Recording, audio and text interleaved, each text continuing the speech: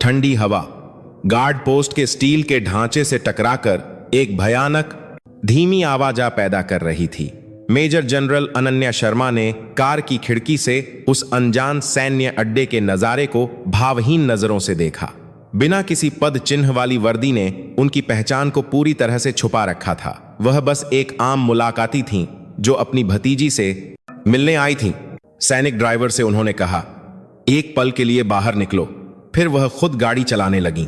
वह कुछ देर के लिए एक डिवीजन कमांडर के पद का बोझ उतार देना चाहती थीं, लेकिन उनके कंधे पर लटके बैग में वह सब कुछ था जो किसी भी आपात स्थिति के लिए उनकी पहचान और अधिकार को साबित कर सकता था। गार्ड पोस्ट पर तैनात युवा सैनिक पास आए और विनम्रता से पहचान पत्र मांगा। अनन्या ने अपना तैयार किया हुआ नागरिक आधार कार्ड उन्हें दिया। जब उनसे नाम और उस व्यक्ति से संबंध के बारे में पूछा गया जिससे वह मिलने आई थीं, तो उन्होंने धीमी आवाज में जवाब दिया, हवलदार प्रिया सिंह, मैं उसकी मौसी हूं। अचानक उन सैनिकों के चेहरे पर एक अजीब सी उलझन दौड़ गई। उन्होंने एक दूसरे की ओर देखा और उनमें से एक कुछ रिपोर्ट करने के लिए गार्ड रूम में तेजी से भागा। कुछ ही देर में एक उच्च पद का दिखने वाला NSCO नॉन कमीशन्ड ऑफिसर बाहर आया। वह अनन्या के पहचान पत्र और उनकी गाड़ी को बारी बारी से एक ऐसे भाव से देख रहा था जिसे समझना मुश्किल था। अनन्या की पीठ में यह एहसास रेंगने लगा कि कुछ गड़बड़ है। एक अनुभवी कमांडर की अंतर्ज्ञान की शक्ति कभी भी छोटी से छोटी लहर को भी नजरअंदाज नहीं करती, लेकिन उन्होंने इसे जाहिर नहीं होने दिया और शांति से उनकी प्रक्रिया पूरी होने का इंतजार किया।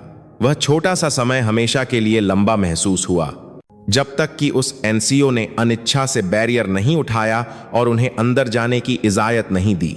अनन्या ने हल्के से सिर हिलाया और अपनी कार को अड्डे के अंदर ले गईं। रियर व्यू मिरर से वह देख सकती थीं कि गार्ड पोस्ट के संतरी अभी भी वहीं खड़े थे, उनकी दूर जाती कार को देख रहे थे, जैसे वे अपने अड्डे में एक अप्रत्याशित तूफान को प्रवेश करते हुए देख रहे हों। मुलाजहात का कमरा सुनसान लग रहा था, शायद इसलिए कि वह हफ्ते का कामकाजी दिन था, वीकेंड नहीं। अनन्या एक पुराने सोफे पर बैठ गईं, अपनी भतीजी का इंतजार करते हुए खिड़की से बाहर देखने लगीं। प्रिया के बचपन की तस्वीरें उनके दिमाग में कौंध गईं। ऐसा लगा जैसे कल ही की बात हो, जब उन्होंने एक अचानक दुर्घटना में अपनी बहन को खोने के बाद अपनी अनाथ भतीजी की देखभाल की थी। शुरुआत में उन्होंने प्रिया के सेना में शामिल होने के फैसले का विरोध किया था। वह जानती थीं कि उन्होंने जो रास्ता चुना है वह कितना ऊबड़ खाबड़ और अकेला है, और वह नहीं चाहती थीं कि वे नाजुक कंधे वही बोझ उठाएं। लेकिन प्रिया की आंखों में वही चमक थी जो उनमें थी, एक बार किए गए फैसले को कभी न बदलने की हिद और किसी पर निर्भर न रहने की महबूती। आखिरकार अनन्या ने अपनी भतीजी की पसंद का सम्मान किया। उन्हें याद आया कि कैसे वह प्रिया का हथ पाकर पूरी रात रोई थीं, जिसमें लिखा था कि वह अपनी मौसी की तरह एक महान सैनिक बनना चाहती है। अनन्या के होठों पर एक हल्की मुस्कान बिखर गई। तभी मुलाकात के कमरे का दरवाजा एक चरमराती आवाज के साथ खुला, जिसके साथ एक नियमित दस्तक की आवाज भी आई। अनन्या ने बिना सोचे समझे मुड़कर देखा और तुरंत अपनी जगह पर जम गईं। प्रिया बैसाखियों के सहारे बड़ी मुश्किल से चल रही थी। उसकी एक टांग पर मोटा प्लास्टर चढ़ा हुआ था। उसका चेहरा पीला था, बाल पसीने से भीगे हुए थे। उसने मुस्कुराने की कोशिश की, लेकिन दर्द का एक छिपा न सकने वाला निशान सांच दिखाई दे रहा था। अनन्या का दिल जैसे फर्श पर आ गिरा। प्रिया, उनकी आवाज अनजाने में कांप गई। प्रिया अजीब तरह से मुस्कुराई और हाथ हिलाया जैसे कह रही हो, सब ठीक है मौसी, आप यहां कैसे? बिना बताए, जैसे प्रिया की बात सुनी ही ना हो, अनन्या पास आई और उसे बैठने में मदद की। तुम्हारी टांग को क्या हुआ? लिगामेंट में चोट है, प्रिया ने सामान्य लगने की कोशिश करते हुए जवाब दिया। कल अभ्यास के दौरान थोड़ी लापरवाही हो गई। 1 महीने तक अस्पताल में रही, लेकिन कुछ दिन पहले ही बाहर आई हूं। अब लगभग ठीक हो गई है। झूठ। अनन्या तुरंत समझ गई। बचपन से ही प्रिया में असाधारण एथलेटिक प्रतिभा थी। ताइक्वांडो, जूडो और विभिन्न मार्शल आर्ट्स में उसने महारत हासिल कर ली थी। उसकी शारीरिक क्षमता औसत पुरुषों से भी ज्यादा थी। यह अकल्पनीय था कि ऐसी लड़की एक सामान्य सैन्य अभ्यास में ऐसी हलती कर सकती है कि उसका लिगामेंट टूट जाए। इससे भी ज्यादा, प्रिया की आंखें हल्की सी कांप रही थीं।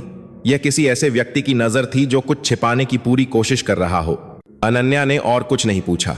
वह अपनी भतीजी के आत्मसम्मान को बनाए रखना चाहती थी, लेकिन उनका दिमाग ठंडा पड़ चुका था। उनका दिल जैसे बर्ज का एक टुकड़ा बन गया था जो गुस्से की भट्टी में डूब रहा हो। मुलाकात जल्दी खत्म हो गई। अनन्या ने महबूत बने रहने की कोशिश की, प्रिया की पीठ थपथपाई और उसे अपना ख्याल रखने और जरूरत पड़ने पर संपर्क करने के लिए कहा। प्रिया ने सिर हिलाया। ऐसा पर्क एक से कनार में हिल कराया है, एक से कनार में हिलाया है और आग पर हल्की किया है, लेकिन आजिर तक उसने कभी मदद नहीं मांगी। यही प्रिया सिंह थी, वह लड़की जिसने अपनी मां को खोने के बाद अपनी सैनिक मौसी द्वारा पाले जाने पर कभी आंसू भी नहीं दिखाए थे। उसका मानसिक बल किसी से भी ज्यादा महबूत था, लेकिन अनन्या जानती थी कि यही महबूती कभी कभी उसे अलग थलग कर देती है। अड्डे से निकलते समय अनन्या के चेहरे से मुस्कान पूरी तरह से गायब हो चुकी थी। उनकी आंखें अब एक प्यारी मौसी की नहीं थीं। उनकी आंखें एक ऐसे ईल्ड कमांडर की बन चुकी थीं जो दुश्मन की रक्षा पंक्ति के दिल को चीर सकती थीं।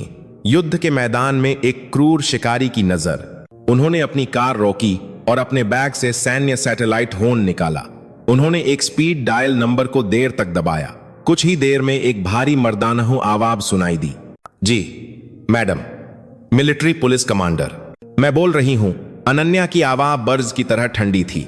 अब से मेरे हर शब्द को बिना किसी गलती के नोट करो और तुरंत उस पर अमल करो। चाहे कुछ भी हो जाए, यह बात किसी को पता नहीं चलनी चाहिए। अगर रक्षा मंत्री भी पूछें तो तुम्हें कहना है कि तुम्हें नहीं पता। तुम्हारा सीधा बॉस अब से मैं हूं, समझे? जोन के दूसरी तर्ज एक तनावपूर्ण आमोशी छा गई। जी समझ गया जनरल। अनन्या ने उस बटालियन का नाम बताया जहां प्रिया तैनात थी, अपनी भतीजी का बायोडाटा और उसकी चोट के बारे में संक्षिप्त जानकारी दी। हवलदार प्रिया सिंह से संबंधित सभी रिकॉर्ड, जिस दिन उसे चोट लगी थी उस दिन की अभ्यास रिपोर्ट, गवाहों के बयान, बैरक में उसकी प्रतिष्ठा की जांच करो। खास तौर पर वरिष्ठ एनएसईओ के साथ उसके संबंधों की हर छोटी से छोटी धूल तक को छान मारो और कल सुबह तक मेरी मेम पर रख दो। एक साए की तरह अनौपचारिक रूप से काम करो। एक चूहे को भी भनक नहीं लगनी चाहिए। अगर यह जानकारी लीक हुई या थोड़ी सी भी लापरवाही हुई तो मेरे कंधे पर लगे ये सितारे मैं वुड उतार दूंगी। जोन काटने के बाद अनन्या ने अपना माथा स्टीयरिंग व्हील पर टिका दिया और एक पल के लिए अपनी आंखें बंद कर लीं। गुस्सा उनकी रग रग में दौड़ रहा था। उनकी हिम्मत कैसे हुई मेरी भतीजी को छूने की? नहीं, यह महत्वपूर्ण नहीं था। भले ही वह उनकी भतीजी न होती, भले ही वह उनके कमांड के तहत एक सैनिक न होती, सेना के नाम पर किया गया अन्याय और हिंसा कुछ ऐसा था जिसे वह कभी मान नहीं करती। यह वह बड़ा दुश्मन था जिसका उन्होंने सामना किया था और जिसके खिलाफ उन्होंने अपने कंधे पर 2 सितारे हासिल करने तक लड़ाई लड़ी थी। लेकिन इस बार निशाना कोई ऐसा था जो उनके अपने दिल जैसा था। गुस्सा एक जहर हो सकता है जो विवेक को पंगु बना देता है, लेकिन कभी कभी यह सबसे शक्तिशाली हथियार भी बन सकता है। अनन्या ने धीरे धीरे अपना सिर उठाया। उनकी आंखों में एक ठंडी दृढ़ता चमक रही थी। वे इसकी कीमत छून से चुकाएंगे। मैं उन्हें समझाऊंगी कि जब हड्डी और मांस अलग होते हैं तो दर्द का क्या मतलब होता है। मैं उन्हें एहसास दिलाऊंगी कि अगर नरक मौजूद है तो वह यहीं है। उन्होंने अपनी कार का इंजन फिर से चालू किया। इंजन की आवाज अंधेरे में गूंज उठी, जैसे एक बपे युद्ध के नगाड़े बज रहे हों। अगली सुबह सूरज निकलने से पहले अनन्या अपने कार्यालय में बैठी थी। मेह पर मिलिट्री पुलिस कमांडर द्वारा रात में पहुंचाई गई एक मोटी जाइल रखी थी। उसने अपने वादे के मुताबिक एक साए की तरह काम किया था और नतीजा अनन्या की उम्मीदों से कहीं ज्यादा था। रिपोर्ट सिर्फ तथ्यों की एक सूची नहीं थी, यह उस क्रूरता का एक इतिहास था जो इंसान एक दूसरे के साथ कर सकते हैं, और इस बात का एक ठोस सबूत था कि कैसे एक बंद संगठन अंदर से कितनी आसानी से सड़ सकता है। रिपोर्ट का पहला पन्ना खोलते ही अनन्या के हाथ हल्के हल्के कांपने लगे, लेकिन उनके चेहरे पर कोई भाव नहीं बदला, जैसे उन्होंने कोई मुखौटा पहन रखा हो। सिर्फ उनकी आंखों की चमक और ज्यादा ठंडी और तें होती गई। प्रिया की चोट कोई अभ्यास दुर्घटना नहीं थी, यह एक सुनियोजित और जानबूझकर की गई हिंसा थी। रिपोर्ट के अनुसार प्रिया की यूनिट में महिला एनएसईओ का एक गुट था जिसका नेतृत्व हवलदार मेजर रत्ना देवी करती थी। वे नई हवलदारों के साथ रैगिंग करने, उनका अपमान करने और उनसे उगाही करने के आदी थे और प्रिया उनका मुख्य निशाना बन गई थी। इसके कारण कई थे।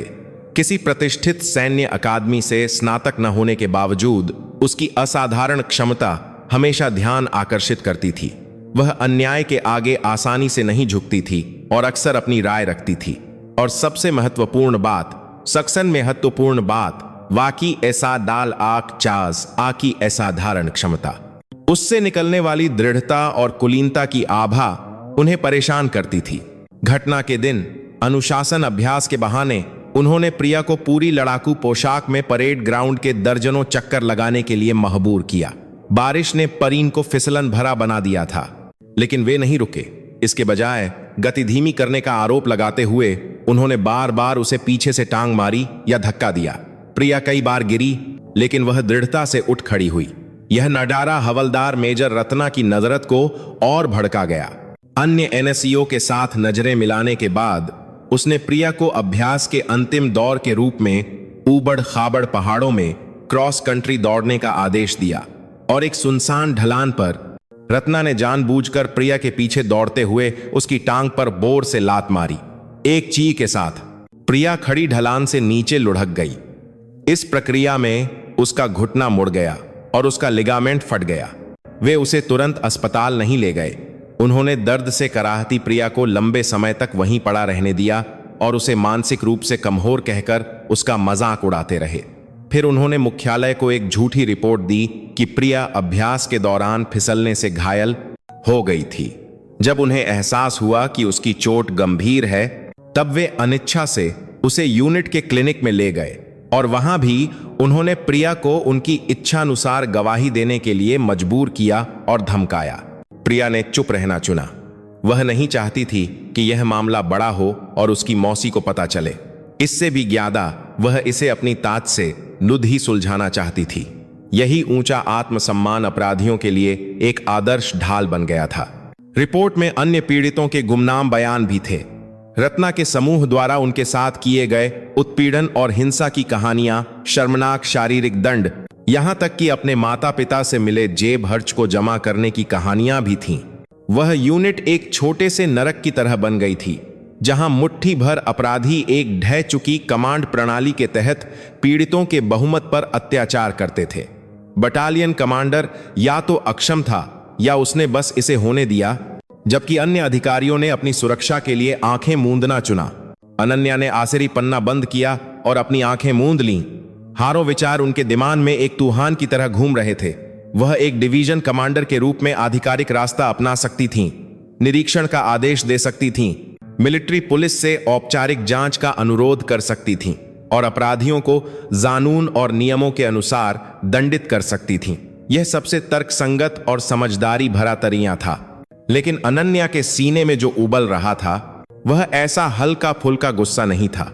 यह एक ऐसी भावना थी जो हत्या की इच्छा के करीब थी, जो सब कुछ जलाकर राख कर सकती थी। कानून और प्रक्रियाएं बहुत धीमी थीं और कभी कभी अपराधियों को रियायत दे देती थीं। वह आधा अधूरा न्याय नहीं चाहती थीं। वह उस दर्द, डर और निराशा का बदला लेना चाहती थीं जो उन्होंने प्रिया पर हार गुना ज्यादा थोपा था। वह अपनी कुर्सी से उठी। उन्होंने अपनी लड़ाकू वर्दी उठाई।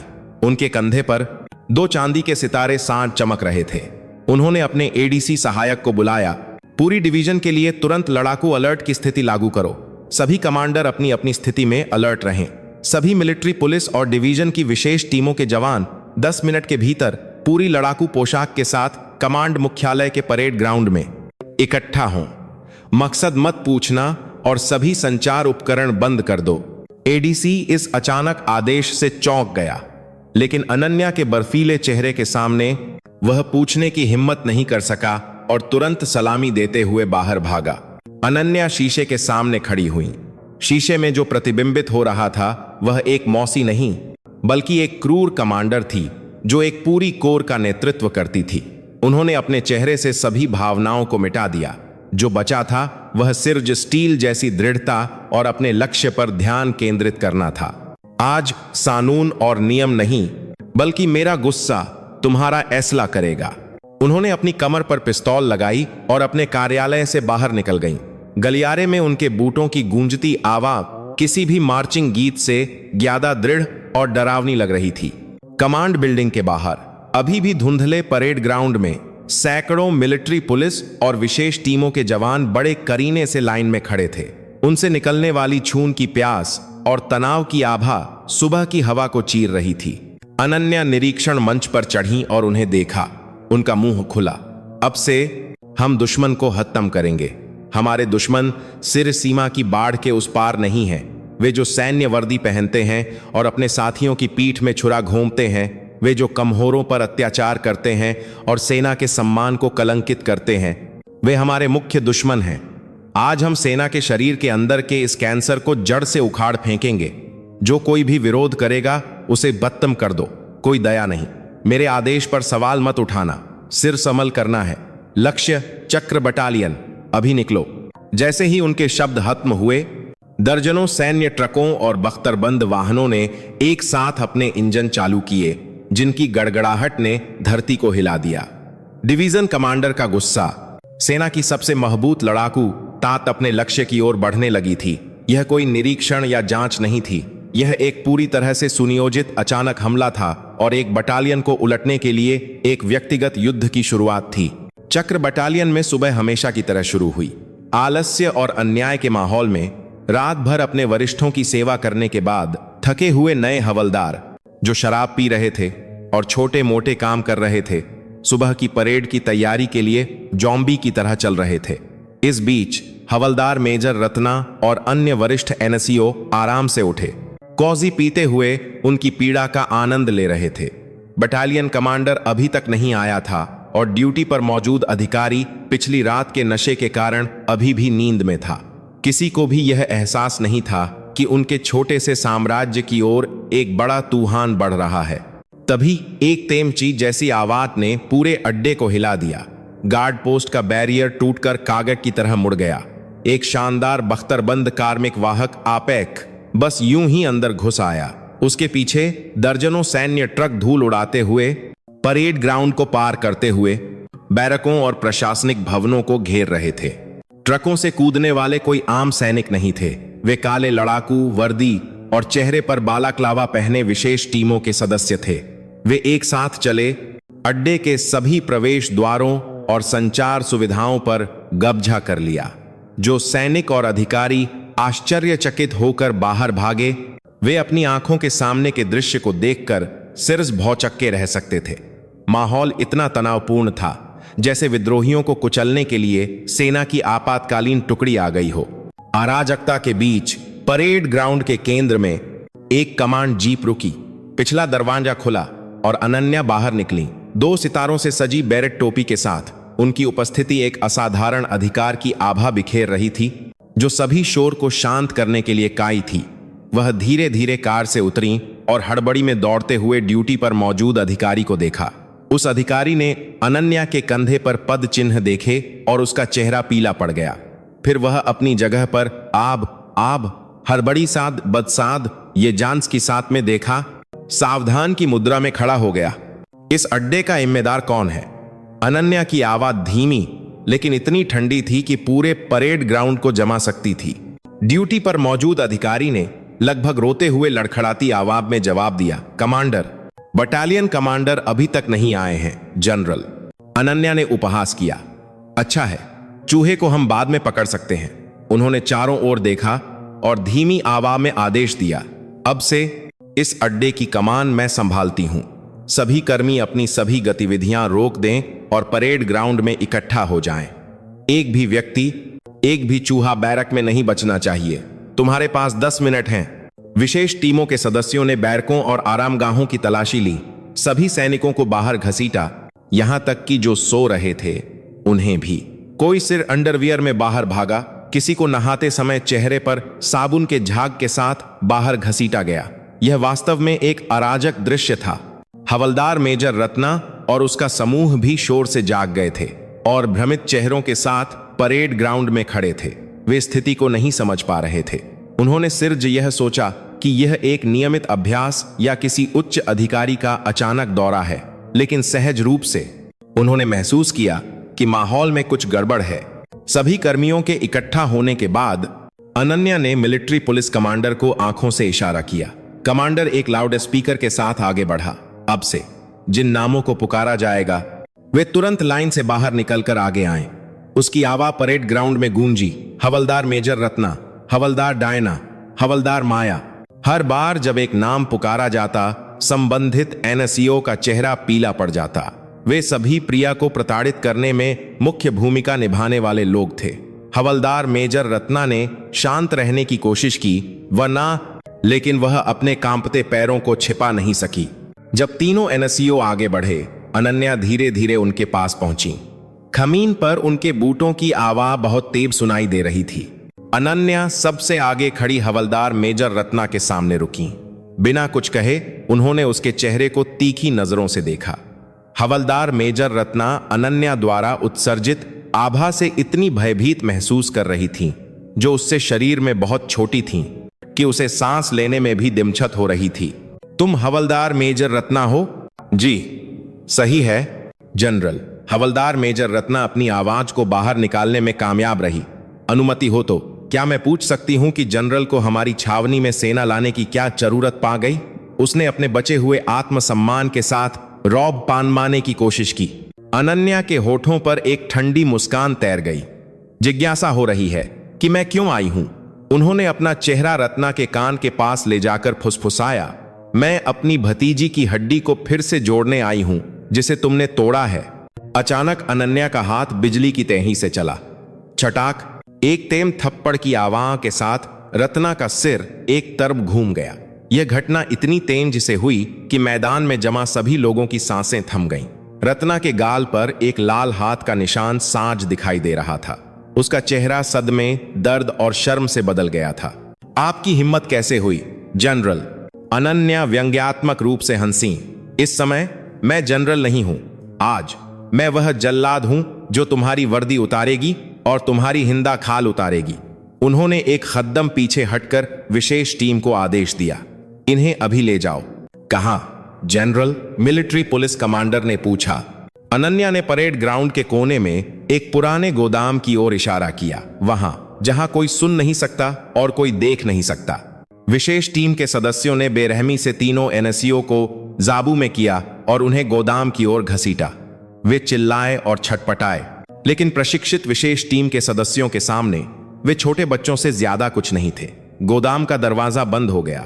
अंदर से हल्की चीखें सुनाई दी और फिर खामोशी छा गई। अनन्या बाही सैनिकों की ओर मुई।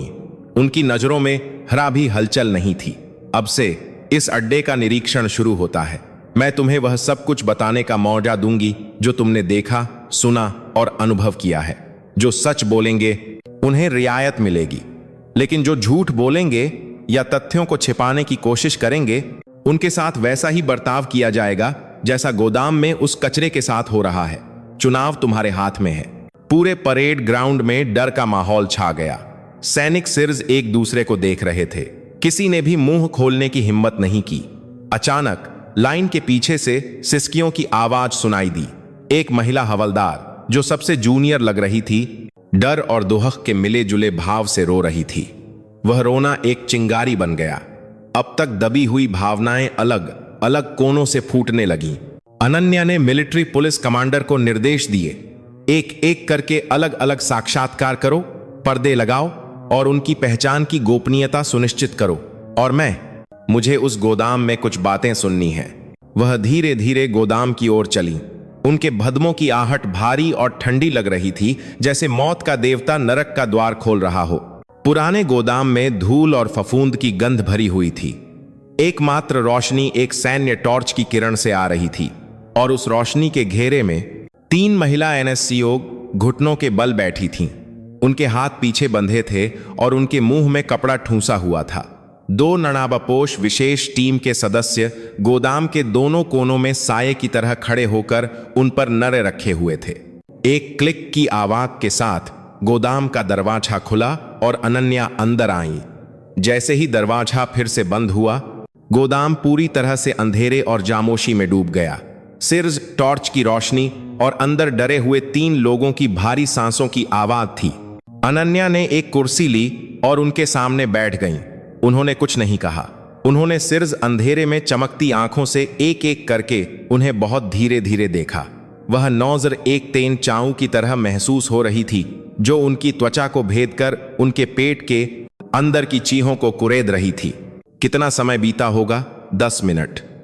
ऐसा लगा जैसे 1 घंटा बीत गया हो। अत्यधिक तनाव और भय में हवलदार मेजर रत्ना लगभग अपना दिमागी संतुलन खो बैठी थी।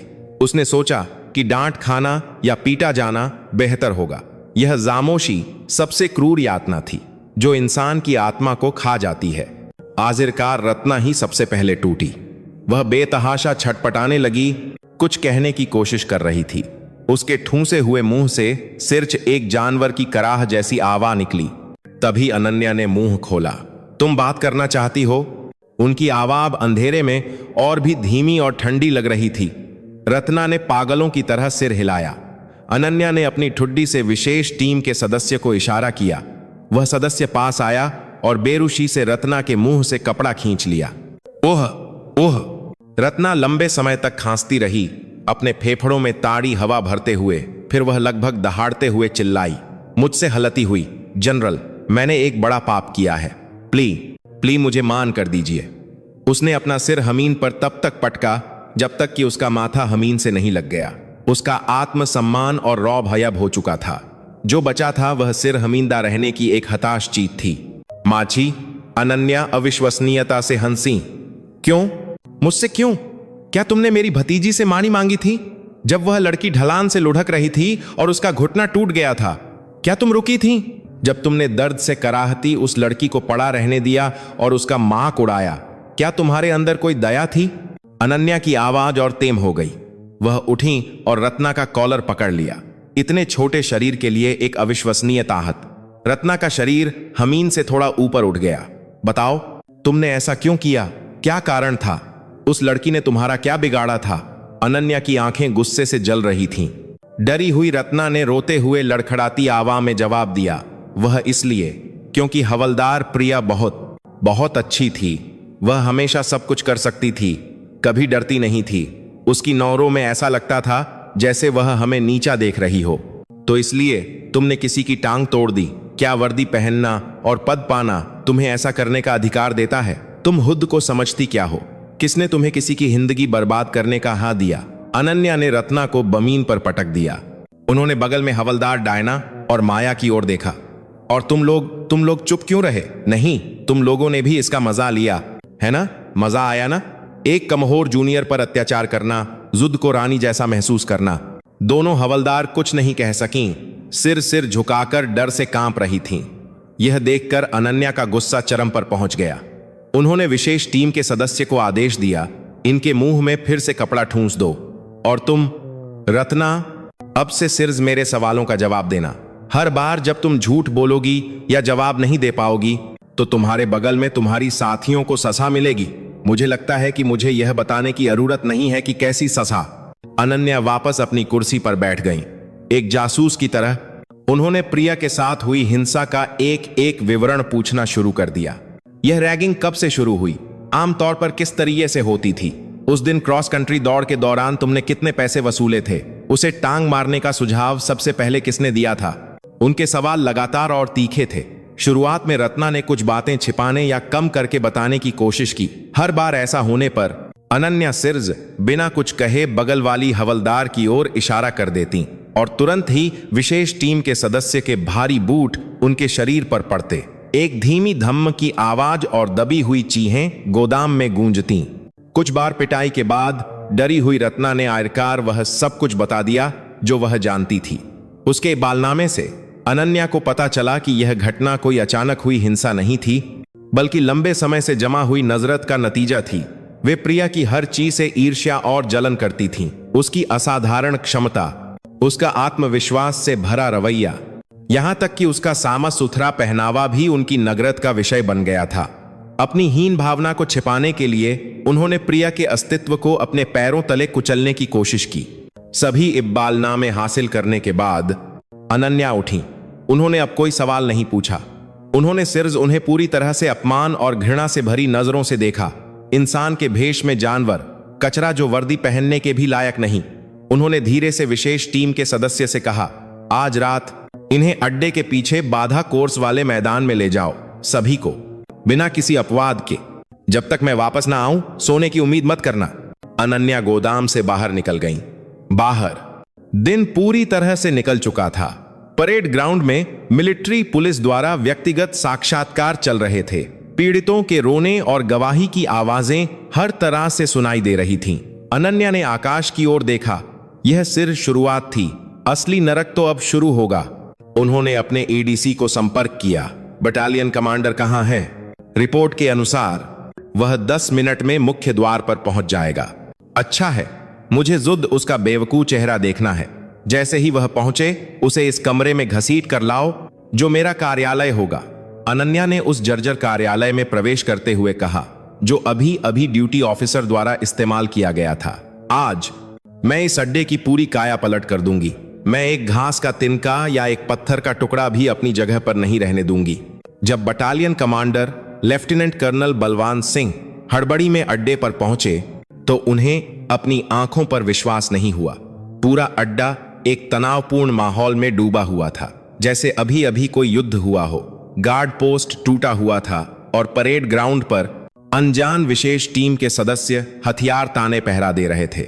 वह भ्रमित होकर अपनी कार से उतरे और तुरंत मिलिट्री पुलिस ने उन्हें घेर लिया और जबरदस्ती एक कार्यालय में घसीट ले गए। कार्यालय के अंदर अनन्या हाथ बांधे उनका इंतजार कर रही थीं। लेफ्टिनेंट कर्नल बलवान ने अनन्या के कंधे पर 2 सितारे देखे और उनकी सांस थम गई। एक ऐसा पद जिसे उन्होंने अपने जीवन में कभी भी सीधे देखने की कल्पना नहीं की थी। जी, यह सब क्या है? जनरल के यहां आने का क्या प्रयोजन है? क्या प्रयोजन? अनन्या ने उनकी बात काटी। यह तुम्हारा अड्डा है? जी, सही है जनरल। यह वह अड्डा है जिसकी जिम्मेदारी मेरी है, लेफ्टिनेंट कर्नल बलवान ने झुककर जवाब दिया। अनन्या ने उपहास किया और उनके चेहरे पर साइलों का एक ढेर फेंक दिया। कागन लेफ्टिनेंट कर्नल बलवान के चेहरे पर बिखर गए। जिम्मेदारी? इसे तुम जिम्मेदारी कहते हो? अपने ही अड्डे में क्या हो रहा है यह नहीं जानते? क्या यही जिम्मेदारी है? या तुम जानते थे लेकिन अंधे बने रहे? क्या यही तुम्हारी जिम्मेदारी है? लेफ्टिनेंट कर्नल बलवान ने रश पर बिखरी साइलों को देखा और उनका चेहरा पीला पड़ गया। यह पिछली रात मिलिट्री पुलिस द्वारा बनाई गई रिपोर्ट की एक प्रति थी।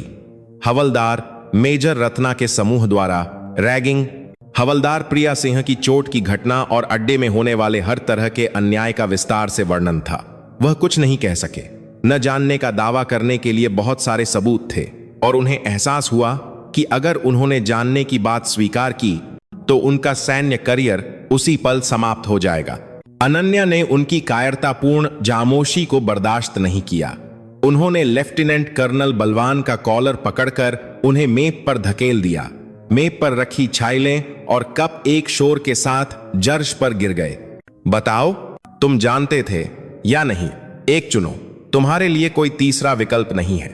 डरे हुए लेफ्टिनेंट कर्नल बलवान लगभग रो पड़े और आखिरकार उन्होंने मुंह खोला। मैं थोड़ा जानता था जनरल, लेकिन मुझे नहीं पता था कि यह इतना गंभीर है। मैं सिर्फ जानता था कि हवलदार मेजर रत्ना एनएसओ के प्रति थोड़ी सख्त है। मैंने सोचा कि यह अनुशासन बनाए रखने की प्रक्रिया का हिस्सा है। अनुशासन? अनन्या अविश्वसनीयता से हंसीं। हिंसा और रैगिंग कब से अनुशासन बन गए? जूनियरों से पैसे वसूलना और किसी की टांग तोड़ना, इसे तुम लोग अनुशासन कहते हो? सड़ी हुई मानसिकता। उन्होंने लेफ्टिनेंट कर्नल बलवान को जर्श पर धकेल दिया। तुम जैसे लोग कमांडर बनने के लायक नहीं हैं, यहां तक कि यह वर्दी पहनने के भी लायक नहीं है। तुम्हारी अक्षमता और लापरवाही ने इस अड्डे को एक नरक में बदल दिया है और कई पीड़ितों को पैदा किया है। अगर रत्ना का समूह सीधा अपराधी है तो तुम वह सहयोगी हो जिसने यह सब होने दिया। अनन्या ने मेज पर इंटरकॉम दबाया और मिलिट्री पुलिस कमांडर को बुलाया। कुछ ही देर में कमांडर अंदर आया। अनन्या ने जर्श पर बैठे लेफ्टिनेंट कर्नल बलवान की ओर इशारा किया। इसका पद अभी छीन लो, इसकी वर्दी उतारो, फिर इसे कर्तव्य में लापरवाही, कमांड की जिम्मेदारी और हिंसा को नहरंदान करने के आरोप में गिरफ्तार कर लो। आदेश पत्र मैं संभाल लूंगी। मैं तुम जैसे कचरे को अपनी डिवीजन में कमांडर का नाटक करते हुए और नहीं देखना चाहती। लेफ्टिनेंट कर्नल बलवान ने हताशा में चिल्लाया। जनरल, प्लीज मुझे एक और मौका दीजिए, मैं सब कुछ ठीक कर दूंगा। लेकिन मिलिट्री पुलिस ने उनकी दलीलों पर कोई ध्यान नहीं दिया। उन्होंने उनकी दोनों बाहें पकड़ी और उन्हें बेरुई से बाहर घसीट ले गए। कार्यालय फिर से शांत हो गया। सिरगा अनन्या थीं। उन्होंने अपनी कुर्सी पर गहरी सांस ली और एक पल के लिए अपनी आंखें बंद कर लीं। उनका गुस्सा थोड़ा कम हो गया था, लेकिन उनके दिल का हालीपन नहीं भरा था। कमांडर को दंडित करने और अपराधियों को हिरासत में लेने से जो हो चुका था, वह अनहुआ नहीं हो सकता था। प्रिया द्वारा अनुभव किया गया दर्द और निराशा अभी भी बनी हुई थी। उसी समय उनका एडीसी सावधानी से अंदर आया और रिपोर्ट दी। जनरल, हवलदार प्रिया सिंह आपसे मिलना चाहती हैं। वह अपनी मौसी यानी आपसे मिलने पर होड़ दे रही हैं। अनन्या ने भौहें सिकुड़ी। लगता है बर फैल चुकी है। प्रिया निश्चित रूप से यह स्थिति नहीं चाहती होगी। अगर उसकी मौसी जास्तौर पर एक डिवीजन कमांडर के रूप में अपनी शक्ति का उपयोग करके उसके मामले में हस्तक्षेप करती है, तो उसके आत्मसम्मान को निश्चित रूप से ठेस पहुंचेगी। लेकिन यह एक ऐसी चीज थी जिसे टाला नहीं जा सकता था। अनन्या ने सिर हिलाया। उसे क्लिनिक से ले आओ, हम यहीं मिलेंगे। कुछ ही देर में बैसाखी का उपयोग करने वाली प्रिया एडीसी की मदद से कार्यालय में दाखिल हुई। उसका चेहरा गुस्से, भ्रम और धोखा दिए जाने की भावना से मिला जुला था। उसने अस्त व्यस्त कार्यालय के दृश्य और अनन्या के ठंडे चेहरे को बारी बारी से देखा। मौसी, यह सब क्या है? आप क्या कर रही हैं? प्रिया की आवाज कांप रही थी। अनन्या उठी और प्रिया के पास गईं। जैसा कि तुम देख सकती हो, सड़े हुए कचरे की सफाई कर रही हूं। आपसे यह करने के लिए किसने कहा? यह मेरा मामला है, मैं इसे तुद सुलझा सकती हूं। प्रिया लगभग चिल्लाई। उसकी आंखें भर आईं। टूटी हुई टांग और घसीटे जाने और मजाक उड़ाए जाने के साथ इसे पुद सुलझाना, क्या यही तुम्हारा तरीका है इसे सुलझाने का? तुम लगभग जीवन भर के लिए बैसाखी का उपयोग करने वाली थीं। क्या तुम उसे भी अपनी ताकत से संभाल लेती? अनन्या की आवाज भी ऊंची हो गई। फिर भी यह सही नहीं है। अगर आप ऐसा करेंगी तो लोग मुझे किस नजर से देखेंगे? वे मुझे एक ऐसे व्यक्ति के रूप में देखेंगे जिसे कमांडर से संबंध होने के कारण विशेष व्यवहार मिला। मुझे यह पसंद नहीं है। मौसी, इसलिए तुमने इसे छिपाया, इसलिए तुमने वह सारा दर्द अकेले सहा। बेवकूफ लड़की। अनन्या की आवाज नरम हो गई। उन्होंने प्रिया के कंधे पर हाथ रखा। मजबूत होना अच्छा है, लेकिन हिद्दी होना बुरा है। कभी कभी तुम्हें मदद मांगना और अन्याय के खिलाफ मिलकर लड़ना भी सीखना चाहिए। सब कुछ अकेले सहने की कोशिश मत करो। मैं तुम्हारे पीछे हूं, हमेशा। अपनी मौसी के गर्म आलिंगन में प्रिया आजिरकार उन आंसुओं को नहीं रोक सकी जिन्हें उसने अब तक दबा रखा था। शारीरिक दर्द, मानसिक अपमान और सब कुछ अकेले सहने का अकेलापन एक साथ फूट पड़ा। अनन्या सिर्ज चुपचाप अपनी भतीजी की पीठ थपथपाती रही। खिड़की के बाहर अभी भी अस्त व्यस्त अड्डे का दृश्य दिखाई दे रहा था। अभी भी बहुत काम करना बाकी था, लेकिन अनन्या ने सोचा कि इस समय अपनी भतीजी के आंसू पोंछना सबसे महत्वपूर्ण बात है। इस लड़की की रक्षा के लिए वह शैतान बनने से भी नहीं डरती थी। जैसे जैसे रात गहराती गई, चक्र बटालियन एक भूतिया शहर में बदल गया। सभी सैनिक बैरकों के अंदर अपनी सांसें रोके हुए थे, बाहर की स्थिति पर सतर्कता से नजर रखे हुए थे। गलियारों और इमारतों के बाहरी क्षेत्रों में हथियारों से लैस विशेष टीम के सदस्य सत्य पहरा दे रहे थे। दिन भर मिलिट्री पुलिस द्वारा किए गए साक्षात्कारों ने उस बटालियन के सभी घावों को उजागर कर दिया था। हवलदार मेजर रत्ना के समूह द्वारा की गई रैगिंग तो सिर्ज बर्ज की चट्टान का सिरा थी। अधिकारियों द्वारा धन का गबन, कर्तव्य में लापरवाही, यहां तक कि यौन उत्पीड़न के आरोप भी थे। वह जगह वास्तव में भ्रष्टाचार का अड्डा थी। मदिका अभात बड़न का तंतक कर्तव्य में रिपोर्ट प्राप्त करने के बाद अनन्या ने फैसला किया कि इस बटालियन को भंग करने और फिर से बनाने जैसे कदम उठाने की जरूरत है। प्रिया को क्लिनिक वापस छोड़ने के बाद अनन्या अपने वादे के अनुसार अड्डे के पीछे बाधा कोर्स वाले मैदान की ओर गईं। घने अंधेरे में कुछ सर्चलाइटें अभ्यास मैदान में कीचड़ के गड्ढों को रोशन कर रही थीं। बीच में हवलदार मेजर रत्ना और दो अन्य एनएसईओ सिर्स अपने अंतः वस्त्रों में औंधे पड़े थे। दिन में पूछताछ और पिटाई और रात तक शारीरिक दबाव ने उन्हें लगभग बेहोश कर दिया था।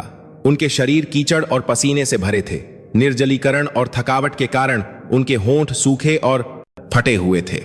जब अनन्या पास आई तो उनकी निगरानी कर रहे विशेष टीम के सदस्य ने सलामी दी। अनन्या ने बिना कुछ कहे सिर हिलाया और कीचड़ में पड़े उन लोगों को देखा।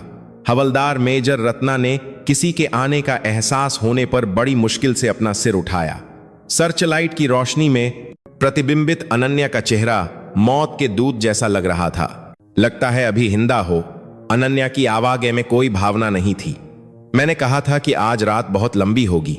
रत्ना ने कुछ कहने की कोशिश की, लेकिन उसकी आवाज शराब थी और निकल नहीं रही थी।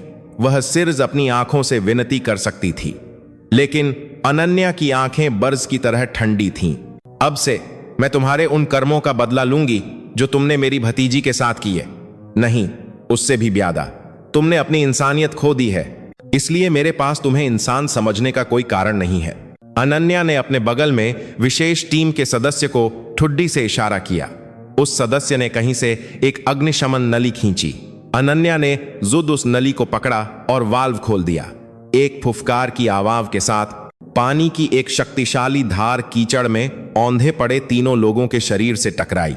ठंडी रात की हवा में बर्जीले ठंडे पानी की वह धार हड्डियों में चुभने वाला दर्द दे रही थी। वे चीखे और छटपटाए, लेकिन पानी के तेज दबाव ने उनके शरीर को हिलाना मुश्किल बना दिया। अनन्या बिना किसी भाव के चेहरे के साथ पानी का छिड़काव करती रहीं। वह तब तक नहीं रुकी जब तक कि उनके शरीर हाइपोथर्मिया के कारण बुरी तरह से कांपने नहीं लगे और उनके होंठ नीले नहीं पड़ गए।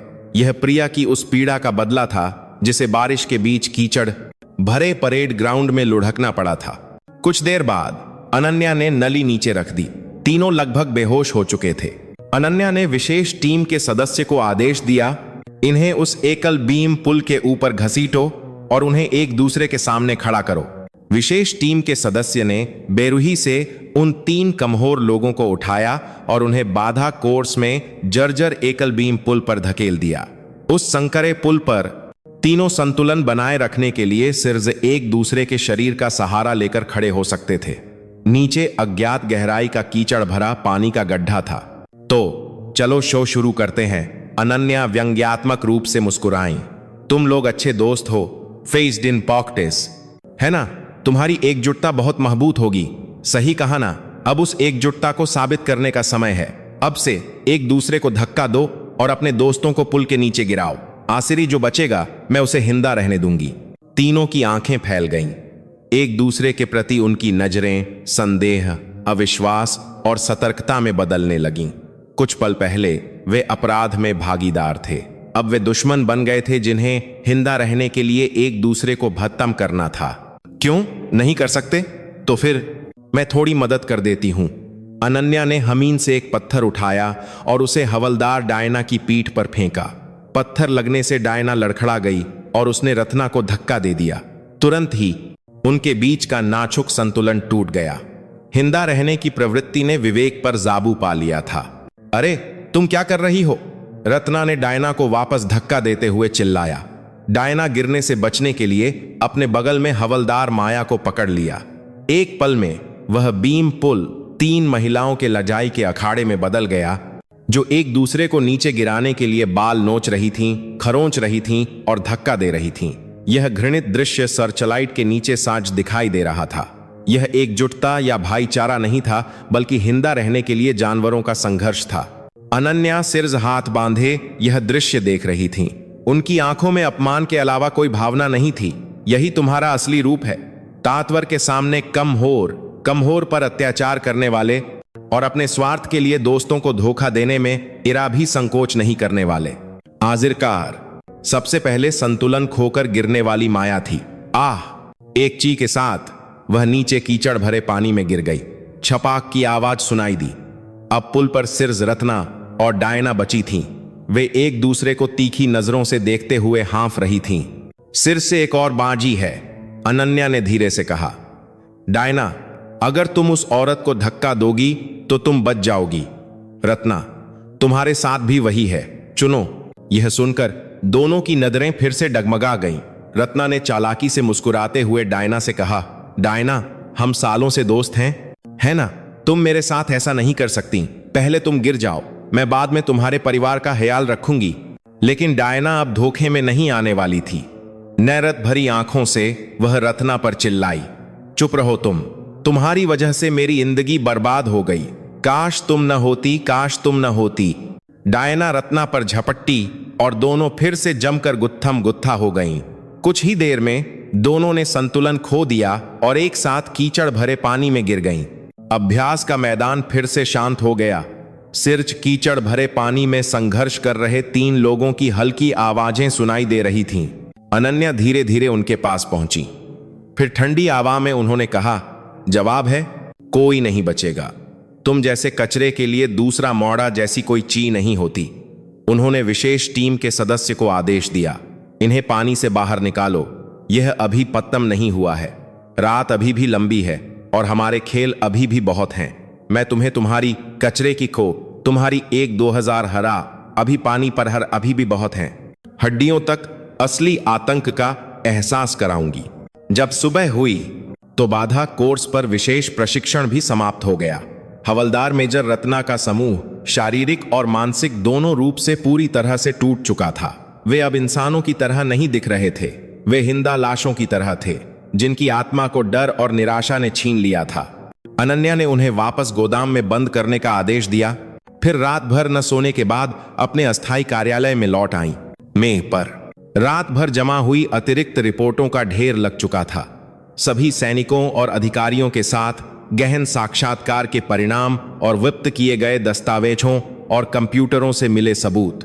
सामग्री की जांच करते समय अनन्या के माथे पर झुर्रियां और गहरी हो गईं। यह बटालियन सिर्फ कुछ एनएसईओ की समस्या नहीं थी। इसकी सड़न उनकी कल्पना से कहीं ज्यादा गहरी और व्यापक थी। परिचालन निधियों के गबन के अलावा अवैध ईंधन की तस्करी और सैन्य रसद की चोरी भी थी। कमांडर से लेकर सबसे निचले स्तर के अधिकारियों तक लगभग कोई भी शामिल नहीं था। वे एक बड़े अपराध सिंडिकेट की तरह थे। रत्ना के समूह द्वारा की गई रैगिंग का इस्तेमाल इस भ्रष्टाचार को छिपाने और किसी भी संभावित व्हिसलब्लोअर को दबाने के लिए एक उपकरण के रूप में भी किया गया था। प्रिया जैसे लोग जो आपहारा सिद्धांतों पर चलते थे और अन्याय से समझौता नहीं करना चाहते थे, उन्हें उनके सिस्टम के लिए दूसरा माना जाता था। इसलिए उन्होंने उसे एक उदाहरण के रूप में और भी क्रूरता से दबाया। अनन्या ने फैसला किया कि यह मामला सिर्फ एक बटालियन की समस्या के रूप में समाप्त नहीं होना चाहिए। इसे पूरी सेना के लिए एक चेतावनी की घंटी बननी चाहिए। उन्होंने सैन्य कानून कोर में अपने एक पुराने दोस्त को धोन किया।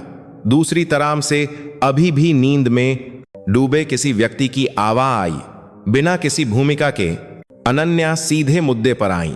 हमें एक विशेष जांच दल बनाना होगा। सैन्य अभियोजक, मिलिट्री पुलिस और निरीक्षणालय के सभी संसाधनों को मिलाओ। लक्ष्य चक्र बटालियन है जहां मैं अभी हूं, लेकिन मैं इसे यहां से आगे बढ़ाने की योजना बना रही हूं। सभी संबंधित इकाइयों और कर्मियों की जांच करने के लिए अपने बॉस को रिपोर्ट करो और तुरंत एक टीम बनाकर यहां भेजो। इस पूरे ऑपरेशन की जिम्मेदारी मुझ पर है। उनकी दृढ़ आवाज सुनकर उनका दोस्त तुरंत जाग गया। अनन्या, तुम पागल हो गई हो। एक डिवीजन कमांडर सिर्फ एक बटालियन के लिए पूरी सेना पर तलवार उठाने जा रही है। तुम कल्पना नहीं कर सकती कि यह मामला बाद में कितना बड़ा हो जाएगा। यह एक राजनीतिक मुद्दा बन सकता है। मेरा पद भी खतरे में पड़ सकता है। मैं जानती हूं, लेकिन यह करना ही होगा। मैंने खुद इस सड़े हुए मवाद के ढेर को देखा है। अगर मैं इसे ऐसे ही छोड़ देती हूं तो मैं यह वर्दी पहनने के लायक नहीं हूं। मैं अपने जवानों को फिर से ऐसे नरक में पीड़ित नहीं होने दे सकती। ऊन काटने के बाद अनन्या एक पल के लिए सोच में पड़ गईं। मामला जितना बड़ा होगा, उन्हें उतना ही बड़ा राजनीतिक बोझ और जोखिम का सामना करना पड़ेगा। यह उन लोगों के लिए एक आदर्श बहाना होगा जो उनसे ईर्ष्या करते हैं और उन्हें गिराना चाहते हैं। लेकिन वह डरी नहीं थी। यह अपनी भतीजी, अपनी बहन की एकमात्र रिश्तेदार की रक्षा के लिए एक व्यक्तिगत भावना से शुरू हुआ था, लेकिन अब यह पूरी सेना को सुधारने के लिए एक सार्वजनिक मिशन में बदल गया था। उन्होंने अपने एडीसी को बुलाया और नए आदेश दिए। चक्र बटालियन के सभी अधिकारियों को परेड ग्राउंड में इकट्ठा करो। बिना किसी अपवाद के सभी रैंकों को, बाहरी दुनिया के साथ सभी संचार नेटवर्कों की फिर से जांच करो और पूरी तरह से ब्लॉक कर दो। आज यहां जो हो रहा है उसका एक अक्षर भी बाहर लीक नहीं होना चाहिए। कुछ ही देर में चक्र बटालियन के सभी अधिकारी चिंतित चेहरों के साथ परेड ग्राउंड में लाइन में खड़े थे। वे स्पष्ट रूप से अनुमान लगा रहे थे कि पिछली रात क्या हुआ था, लेकिन आने वाले तूफान की भयावहता की कल्पना करने की हिम्मत नहीं कर पा रहे थे। अनन्या मंच पर चढ़ी और उन्हें ठंडी नजरों से देखा। पिछली रात मैंने सान सुना कि तुमने अपने साथियों और अधीनस्थों के साथ क्या किया है, और आज सुबह मैंने सामसार देखा कि तुमने इस बटालियन को कैसे खोखला कर दिया है। तुम सैनिक नहीं हो, तुम वर्दी में अपराधी हो। एक मैंने सामसार बनाना। उन्होंने अपने हाथ में हाइलों का ढेर हवा में फेंक दिया। अधिकारियों के अपराधों की सूची वाले कागज परेड ग्राउंड के ऊपर हवा में उड़ने लगे। मैं यहां मौजूद हर नाम को याद रखूंगी। तुम्हारे द्वारा तस्करी किए गए तेल की हर बूंद, तुम्हारे द्वारा भ्रष्टाचार किए गए हर रुपये को मैं याद रखूंगी, और मैं तुम्हें इसकी कीमत चुकाने पर मजबूर कर दूंगी। अब से तुम सभी को पद से हटा दिया जाता है और विशेष टीम की जांच पूरी होने तक सैन्य जेल में रखा जाएगा। अधिकारियों के बीच हंगामा मच गया। कुछ ने खुद को निर्दोष बताते हुए चिल्लाया, कुछ ने घुटने टेककर माजी मांगी, लेकिन अनन्या रा भी नहीं हिली। तुम्हारे पास जुद का बचाव करने का कोई मौका नहीं है या माजी मांगने का कोई अधिकार नहीं है। जिस तलवार को तुम्हें दुश्मनों के लिए उठाना चाहिए था, उसे तुमने अपने ही साथियों की पीठ में घोंपने के लिए इस्तेमाल किया। तुम्हें देश और लोगों की रक्षा करनी चाहिए थी, लेकिन तुम सिर्फ अपना पेट भरने में व्यस्त रहे। सेना के सम्मान को कलंकित करने का पाप, उस पाप का प्रायश्चित तुम्हें अपनी बाजी की जिंदगी से करना होगा। मिलिट्री पुलिस, तुम लोग किसका इंतजार कर रहे हो? इस कचरे को बाहर घसीटो। मिलिट्री पुलिस आगे बढ़ी, विरोध करने वाले अधिकारियों को काबू में किया और उन्हें घसीटा। परेड ग्राउंड तुरंत अराजकता के अखाड़े में बदल गया। अनन्या सिर्फ भावहीन चेहरे से उस अराजकता को देखती रहीं। यह अंत नहीं था, बल्कि शुरुआत थी। एक बड़े घातक ट्यूमर को हटाने के लिए सिर्फ पहला चीरा।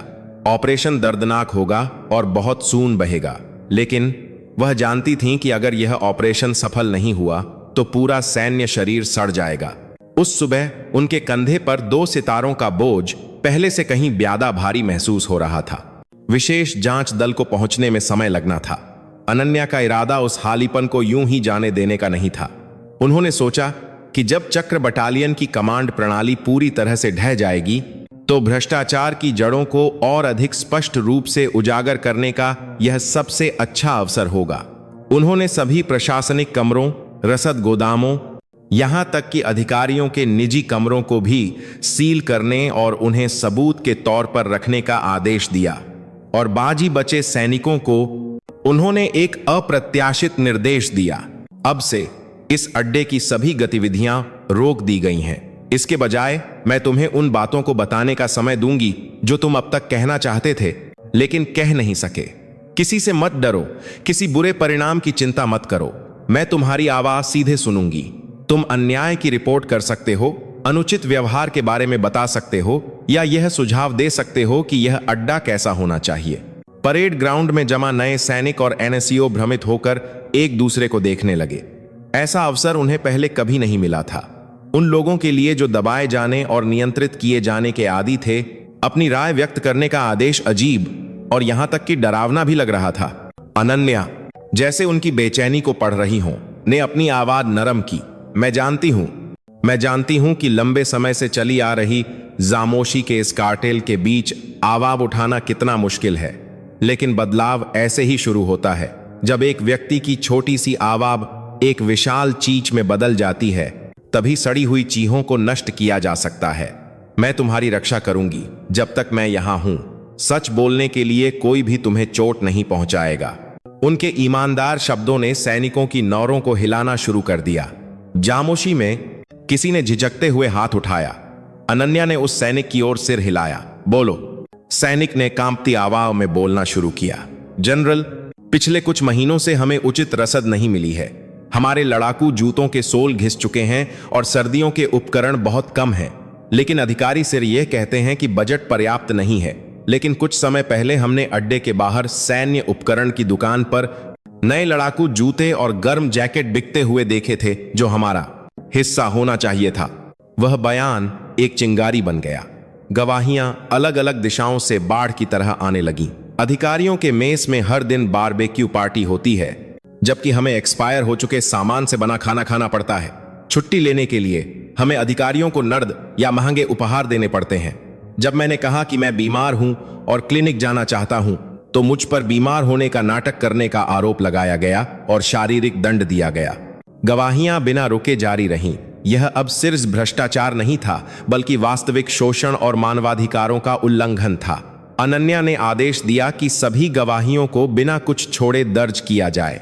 उनका चेहरा और सख्त होता गया, लेकिन सैनिकों को देखने वाली उनकी आंखों में दया और अफसोस भरा था। काश उन्हें पहले पता होता तो शायद उन्हें जो पीड़ा सहनी पड़ी वह थोड़ी कम हो सकती थी। उसी समय एक महिला हवलदार ने सावधानी से बात की। वह प्रिया सिंह की बैचमेट थी। हवलदार प्रिया हमेशा हमारी रक्षा करने की कोशिश करती थी। हर बार जब वरिष्ठ कोई अनुचित आदेश देते तो हवलदार प्रिया हमेशा आगे आती और कहती कि यह गलत है। उन्हें अक्सर हमारी जगह सजा मिलती थी, इसीलिए उनसे और ज्यादा मेहनत की जाती थी। हम इतने डरे हुए थे कि कुछ नहीं कह पाते थे और सिर्फ देखते रहते थे। जिस दिन हवलदार प्रिया बुरी तरह घायल हुई, हमने भी कुछ नहीं किया। हमें मान कर दीजिए जनरल। वह आखिरकार रो पड़ी और उसके साथ के अन्य बैचमेट भी रोने लगे। तभी अनन्या को स्पष्ट रूप से समझ में आया कि प्रिया इस तथ्य को इतनी हिद्द से क्यों छिपा रही थी और सब कुछ अकेले सहने की कोशिश क्यों कर रही थी। प्रिया सिर्फ अपने आत्मसम्मान के कारण चुप नहीं थी। उसने सोचा कि अगर उसने जुद्ध को टूटा हुआ दिखाया तो उस पर विश्वास करने वाले और निर्भर रहने वाले उसके साथ ही और भी बड़ी निराशा में डूब जाएंगे। वह लड़की अपने टूटे हुए पैर से ज्यादा अपने साथियों के टूटे हुए दिलों की चिंता कर रही थी। अनन्या के सीने में कुछ गर्म सा उमड़ आया। उन्होंने माइक्रोफोन पकड़ा और कांपती आवाज में कहा, नहीं, तुम लोगों को मांझी मांगने की जरूरत नहीं है। हमें कमांडरों को जो तुम्हारी रक्षा करने में असफल रहे, मांझी मांगनी चाहिए। इस भ्रष्ट प्रणाली को जिसने तुम्हें डराया और चुप रहने पर मजबूर किया, मांझी मांगनी चाहिए। और मैं तुम सबके सामने वादा करती हूं कि मैं यह सब ठीक कर दूंगी। मैं एक ऐसा अड्डा बनाऊंगी जहां तुम्हें अपने साथियों की पीड़ा को नजरअंदाज करने के लिए फिर कभी दोषी महसूस नहीं करना पड़ेगा। एक ऐसा अड्डा जहां सामान्य बातों को सामान्य कहा जा सकता है। उनके भाषण के समाप्त होने के बाद परेड ग्राउंड से हल्की तालियों की आवाज सुनाई दी। शुरुआत में सिर्फ कुछ लोग थे, लेकिन कुछ ही देर में मैदान के सभी सैनिकों ने जोरदार तालियां बजाईं। यह उनके द्वारा अनुभव किए गए दुख और पीड़ा के लिए एक सांत्वना के रूप में तालियां थीं और साथ ही एक नई शुरुआत की उम्मीद भी। अनन्या ने उन तालियों को सुनते हुए खामोशी से अपनी आंखें बंद कर लीं। रास्ता अभी भी लंबा था और लड़ने के लिए दुश्मन अभी भी बहुत थे, लेकिन अब वह अकेली नहीं थी। सच की लालसा रखने वाले ये सैनिक अब उनके साथ थे। उन्होंने अपनी आंखें फिर से खोलीं। उनकी नजर पहले से ज्यादा मजबूत और दृढ़ संकल्प से भरी थी। मैं यह युद्ध जरूर जीतूंगी और मैं अपनी प्यारी भतीजी और उन सभी लोगों को जिनकी वह रक्षा करना चाहती थी, एक गर्व करने लायक सैनिक का रूप दिखाऊंगी। कुछ दिनों बाद मुख्यालय से भेजा गया विशेष जांच दल चक्र बटालियन पहुंचा। दल के अध्यक्ष के रूप में ब्रिगेडियर विक्रम राठौर को नियुक्त किया गया, जो अनन्या के बैचमेट थे और सेना में सबसे ईमानदार माने जाते थे। उन्होंने अनन्या की एक तरफा कार्रवाई पर अपनी चिंता व्यक्त की थी, लेकिन अनन्या द्वारा एकत्र किए गए सबूतों और गवाहियों के ढेर को देखने के बाद वह सिर्फ अपना सिर हिला सके। मैंने नहीं सोचा था कि यह इतना राब होगा।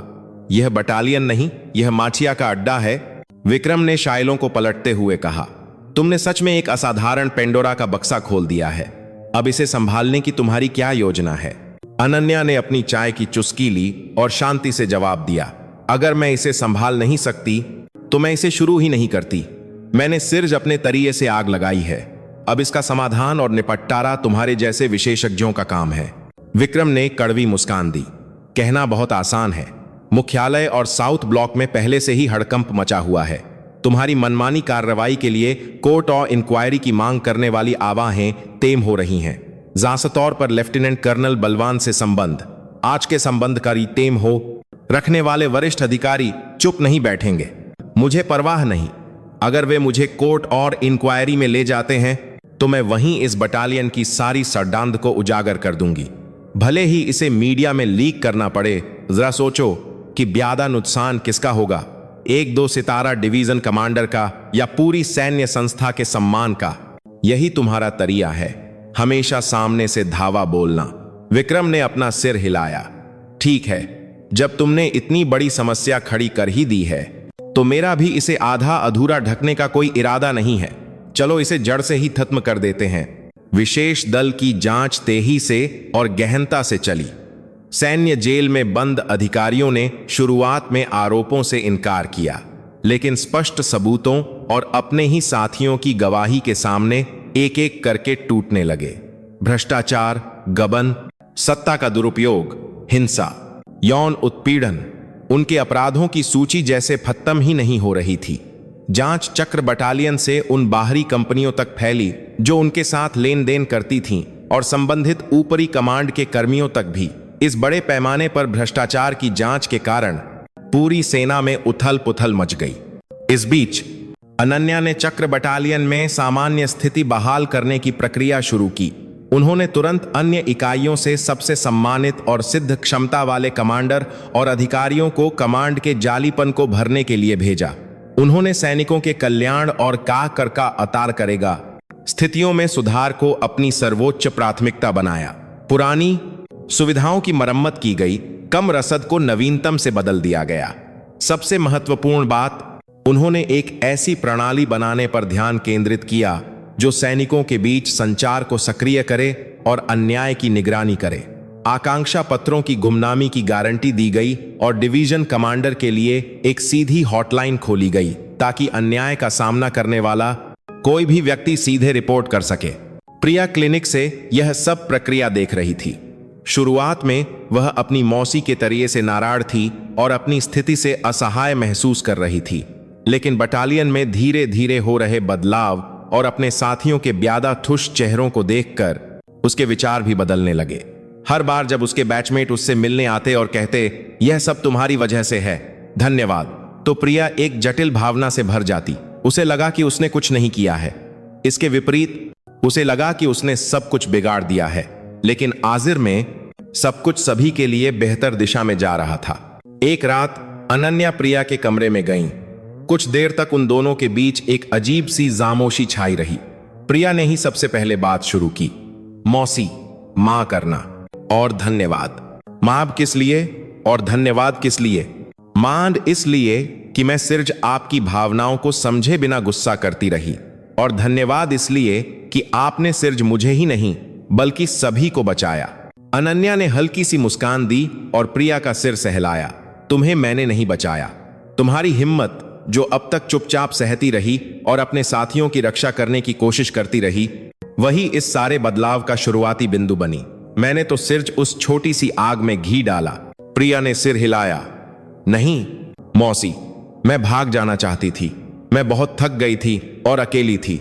मैं हार मानना चाहती थी। अगर आप नहीं आती तो मैं शायद उस दिन के घाव में हमेशा जीती रहती। अनन्या ने प्रिया का हाथ पकड़ा। प्रिया, असली मजबूत होना कभी घायल ना होना नहीं है। घायल होना, गिरना और कभी कभी इतना दर्द महसूस करना कि भाग जाने का मन करे, लेकिन फिर से उठने और आगे बढ़ने की हिम्मत न खोना, यही असली ताकत है। और तुम पहले से ही काई मजबूत हो। दोनों ने बिना कुछ कहे एक दूसरे को देर तक देखा। कई अनकही भावनाएं नौरों के माध्यम से व्यक्त हो गईं। असोस, माची और सबसे ऊपर गहरा प्यार और विश्वास।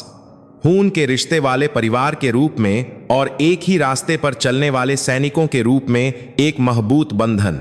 कुछ दिनों बाद प्रिया को ऑपरेशन के लिए सेंट्रल अस्पताल में स्थानांतरित कर दिया गया।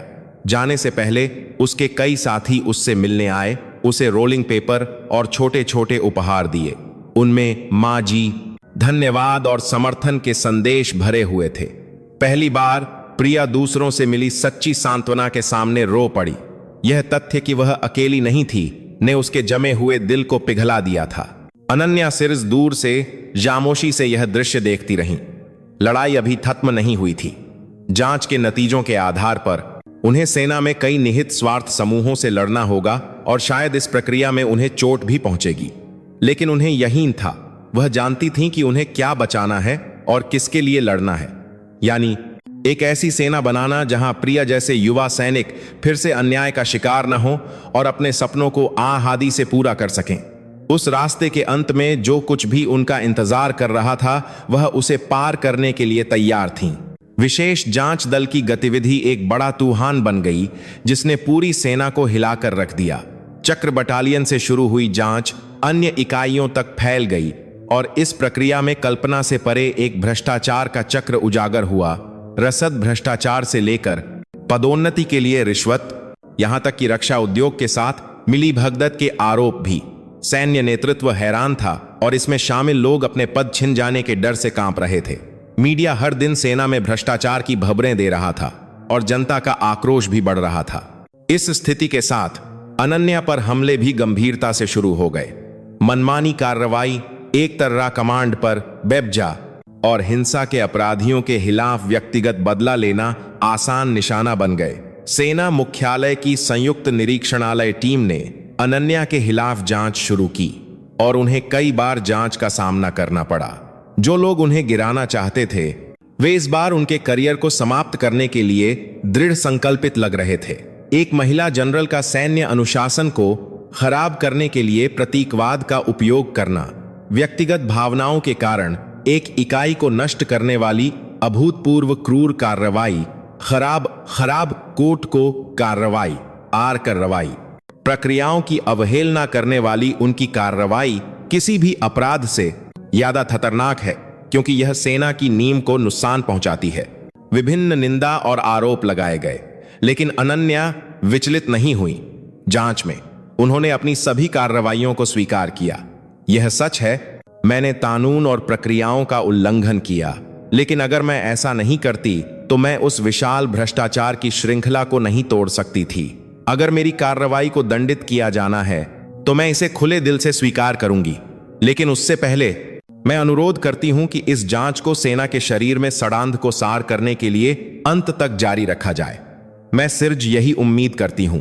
उनका दृढ़ रुख और जांच के माध्यम से सेना की बढ़ती सड़ांध के उजागर होने से जनता की राय, जो पहले उनकी निंदा कर रही थी, धीरे धीरे बदलने लगी। कुछ मीडिया और गैर सरकारी संगठनों ने उन्हें इस युग के लिए आवश्यक एक सच्चे सैनिक और भ्रष्टाचार के खिलाफ एक नायक के रूप में प्रशंसा करना शुरू कर दिया।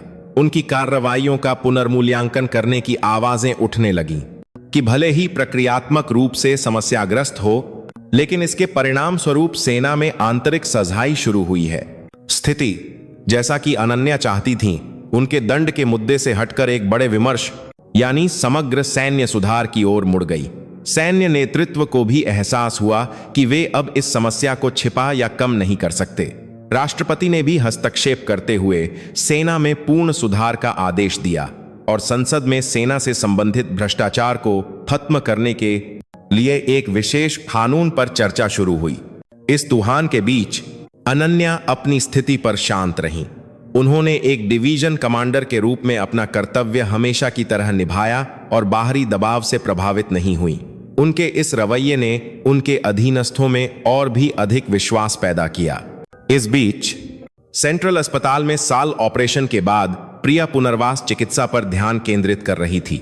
वह बर्रों के माध्यम से अपनी मौसी की स्थिति पर नजर रख रही थी।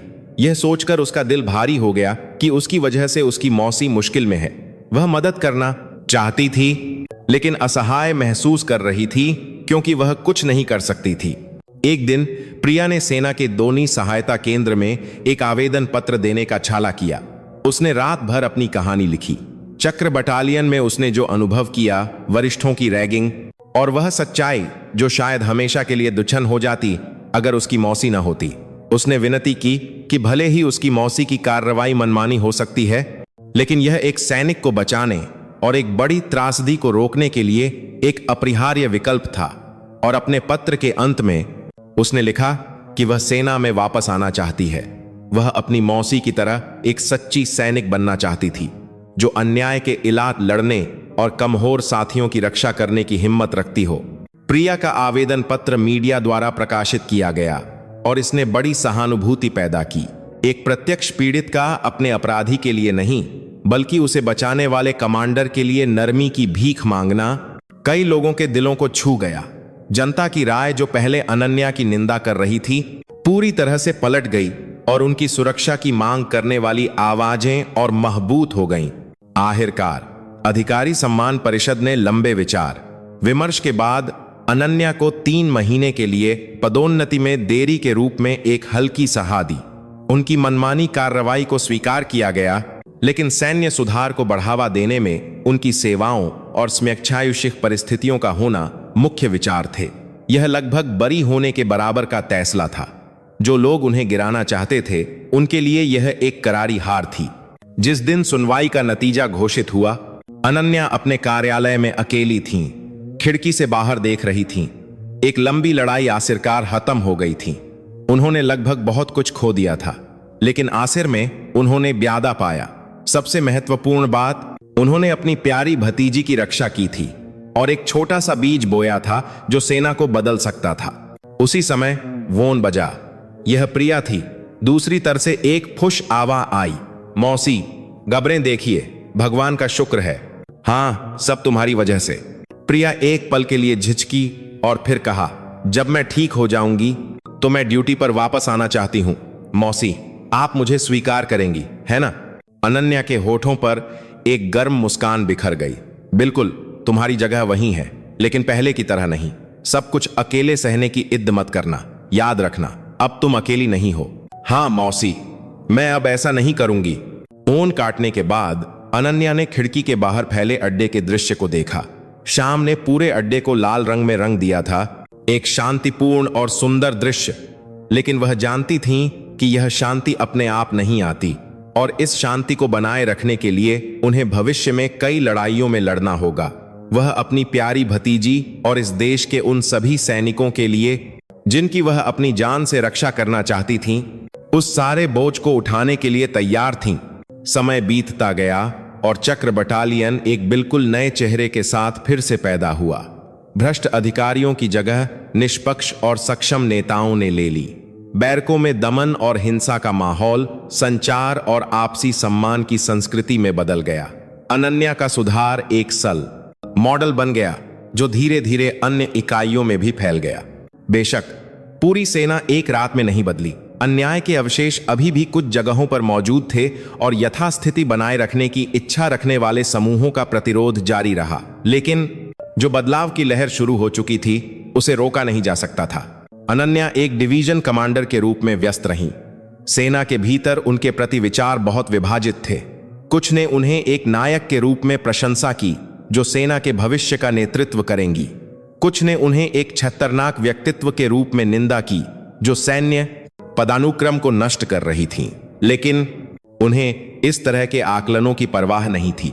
वह सिर्फ अपने विश्वास और सिद्धांतों के अनुसार अपने रास्ते पर चलती रहीं। इस बीच प्रिया, जिसने लंबा पुनर्वास पूरा कर लिया था, आखिरकार ड्यूटी पर लौट आई। उसकी टांग पूरी तरह से ठीक हो गई थी, लेकिन उसके दिल में एक अमिट घाव का निशान रह गया था। लेकिन यह अब उसे रोकने वाला घाव नहीं था। इसके बजाय यह एक पदक बन गया था जिसने उसे और मजबूत बना दिया था। वह एक अधिक परिपक्व और मजबूत सैनिक बन गई थी। प्रिया की वापसी का स्वागत करने वाले सबसे पहले उसके बैचमेट और जूनियर थे। प्रिया की अनुपस्थिति के दौरान उन्होंने उस बदलाव को जारी रखा था जो उसने शुरू किया था, एक दूसरे की राय का सम्मान करना, अन्याय के खिलाफ एक साथ आवाज उठाना और एक स्वस्थ सैन्य संस्कृति बनाना। प्रिया ने इसे देखकर गहरा भावुक महसूस किया। उसे फिर से एहसास हुआ कि यही वह चीज है जिसकी वह हमेशा रक्षा करना चाहती थी। प्रिया ने पहले की तरह पूरी लगन से अपना कर्तव्य फिर से शुरू किया, लेकिन एक चीज बदल गई थी। वह अब सब कुछ अकेले सहने की कोशिश नहीं करती थी। जब कोई समस्या होती तो वह अपने साथियों के साथ साझा करती। जब मदद की जरूरत होती तो वह हाथ बढ़ाने में संकोच नहीं करती। उसके इस रवैये ने अपने आसपास के लोगों पर सकारात्मक प्रभाव डाला और वह स्वाभाविक रूप से एनएससीओ के बीच एक नेता के रूप में पहचानी जाने लगी। एक वीकेंड पर अनन्या फिर से प्रिया के अड्डे पर एक आम मुलाकाती के रूप में गईं। गार्ड पोस्ट पर माहौल पूरी तरह से बदल गया था। गार्डों ने तुष चेहरों के साथ उनका स्वागत किया और प्रक्रिया तेजी से और पारदर्शी रूप से चली। अड्डा जोश से भरा था और जिन सैनिकों से वह मिली। उनके चेहरों पर एक स्वस्थ ऊर्जा चमक रही थी। मुलाकात के कमरे में प्रिया का इंतजार करते समय अनन्या की नजर दीवार पर एक फ्रेम पर पड़ी। यह उत्कृष्ट एनएसईओ के रूप में चुनी गई तस्वीर थी। अपनी भतीजी के उज्जवल मुस्कुराते चेहरे को देखकर अनन्या के होठों पर भी मुस्कान खिल गई। मौसी, प्रिया, जो अचानक उनके पास आ गई थी, ने कहा, फिर बिना बताए आ गई। उसका रूप पूरी तरह से स्वस्थ था, बिना किसी बैसाखी या प्लास्टर के। सरप्राइज, मैं अपनी भतीजी का चेहरा देखने आई थी। लगता है तुम ठीक हो, देखकर अच्छा लगा। हाँ मौसी, हाल ही में हर दिन मजेदार लगता है। अभ्यास, साथियों के साथ रहना। मुझे पहले नहीं पता था कि सैन्य जीवन इतना मजेदार हो सकता है। दोनों साथ साथ बैठी और अड्डे, साथियों और भविष्य के बारे में देर तक बातें की। प्रिया ने कहा कि उसने सेवा विस्तार के लिए आवेदन किया है। वह सेना में रहना चाहती है और एक बेहतर सेना बनाने के लिए अपनी ताकत देना चाहती है, ताकि किसी भी जूनियर को उसकी तरह की पीड़ा का अनुभव ने कहा है करना पड़े। अनन्या को अपनी भतीजी को देखकर गर्व और दुख दोनों महसूस हुआ। क्या उन्होंने उन नाजुक कंधों पर बहुत ज्यादा बोझ डाल दिया था? अगर तुम थक जाओ तो तुम कभी भी रुक सकती हो, कोई तुम्हें दोष नहीं देगा। मैं जानती हूं मौसी, लेकिन यह वह रास्ता है जिसे मैंने चुना है, और मैं जानती हूं कि यह रास्ता अब अकेला नहीं है। आप हैं और मेरे बगल में अच्छे साथी भी हैं। मुलाकात समाप्त होने के बाद प्रिया अनन्या को मुख्य द्वार तक छोड़ने गई। दोनों ने एक पल के लिए खामोशी से एक दूसरे को देखा। मौसी, ध्यान से जाना। हाँ, तुम भी अपना ख्याल रखना। कार में बैठने से पहले अनन्या ने प्रिया को भोर से गले लगाया। उसकी पीठ पर हल्की थपकी से हारों भावनाएं व्यक्त हो गईं। अपराधबोध, धन्यवाद और गहरा प्यार, जिसे दुनिया में किसी भी चीज से बदला नहीं जा सकता। जैसे ही कार अड्डे से दूर जाने लगी, अनन्या ने रियर व्यू मिरर से प्रिया की दूर होती हुई सिलुएट को देखा। उसकी भतीजी का महबूती से खड़ा होकर हाथ हिलाता हुआ सिलुएट। भारत की एक गौरवशाली सैनिक जो किसी दिन शायद अपने कंधों पर भारी सितारे धारण करेगी। अनन्या खामोशी से मुस्कुराई। एक लंबी और अंधेरी सुरंग के अंत में उन्हें आखिरकार उम्मीद की एक किरण दिखाई दे रही थी। उस प्रकाश का अनुसरण करते हुए वह आगे बढ़ती रहेंगी, अकेली नहीं बल्कि एक साथ। कई साल बीत गए और अनन्या और प्रिया अपनी अपनी जगहों पर बिना रुके दौड़ती रहीं। अनन्या सैन्य सुधार के मोर्चे पर सेना में पुरानी प्रथाओं और अन्याय को खत्म करने के लिए विभिन्न बाधाओं और प्रतिरोधों को तोड़ती रहीं। इस प्रक्रिया में उन्होंने आंतरिक रूप से कई दुश्मन बनाए, लेकिन साथ ही एक प्रतीकात्मक हस्ती बन गईं, जिन्हें जनता और अधिकांश सैनिकों का बर्दस्त समर्थन मिला। आखिरकार वह एक एकीकृत कमान, इंटीग्रेटेड कमांड की प्रमुख, एक लेफ्टिनेंट जनरल के रूप में पदभार संभालने वाली पहली महिला बनी और उनके कंधे पर सितारों की संख्या बढ़कर 3 हो गई।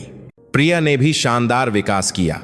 उन्हें उनके असाधारण नेतृत्व और क्षमता के लिए मान्यता मिली। विभिन्न अभ्यासों में शानदार उपलब्धियां हासिल की और सबसे कम उम्र की सूबेदार मेजर बनी।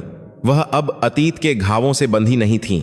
इसके बजाय उन्होंने उस अनुभव को एक ऐसे वरिष्ठ एनसीओ बनने के लिए खाद के रूप में इस्तेमाल किया, जो अपने अधीनस्थों की भावनाओं को सबसे अच्छी तरह समझती थीं और जानती थीं कि उनकी रक्षा कैसे करनी है।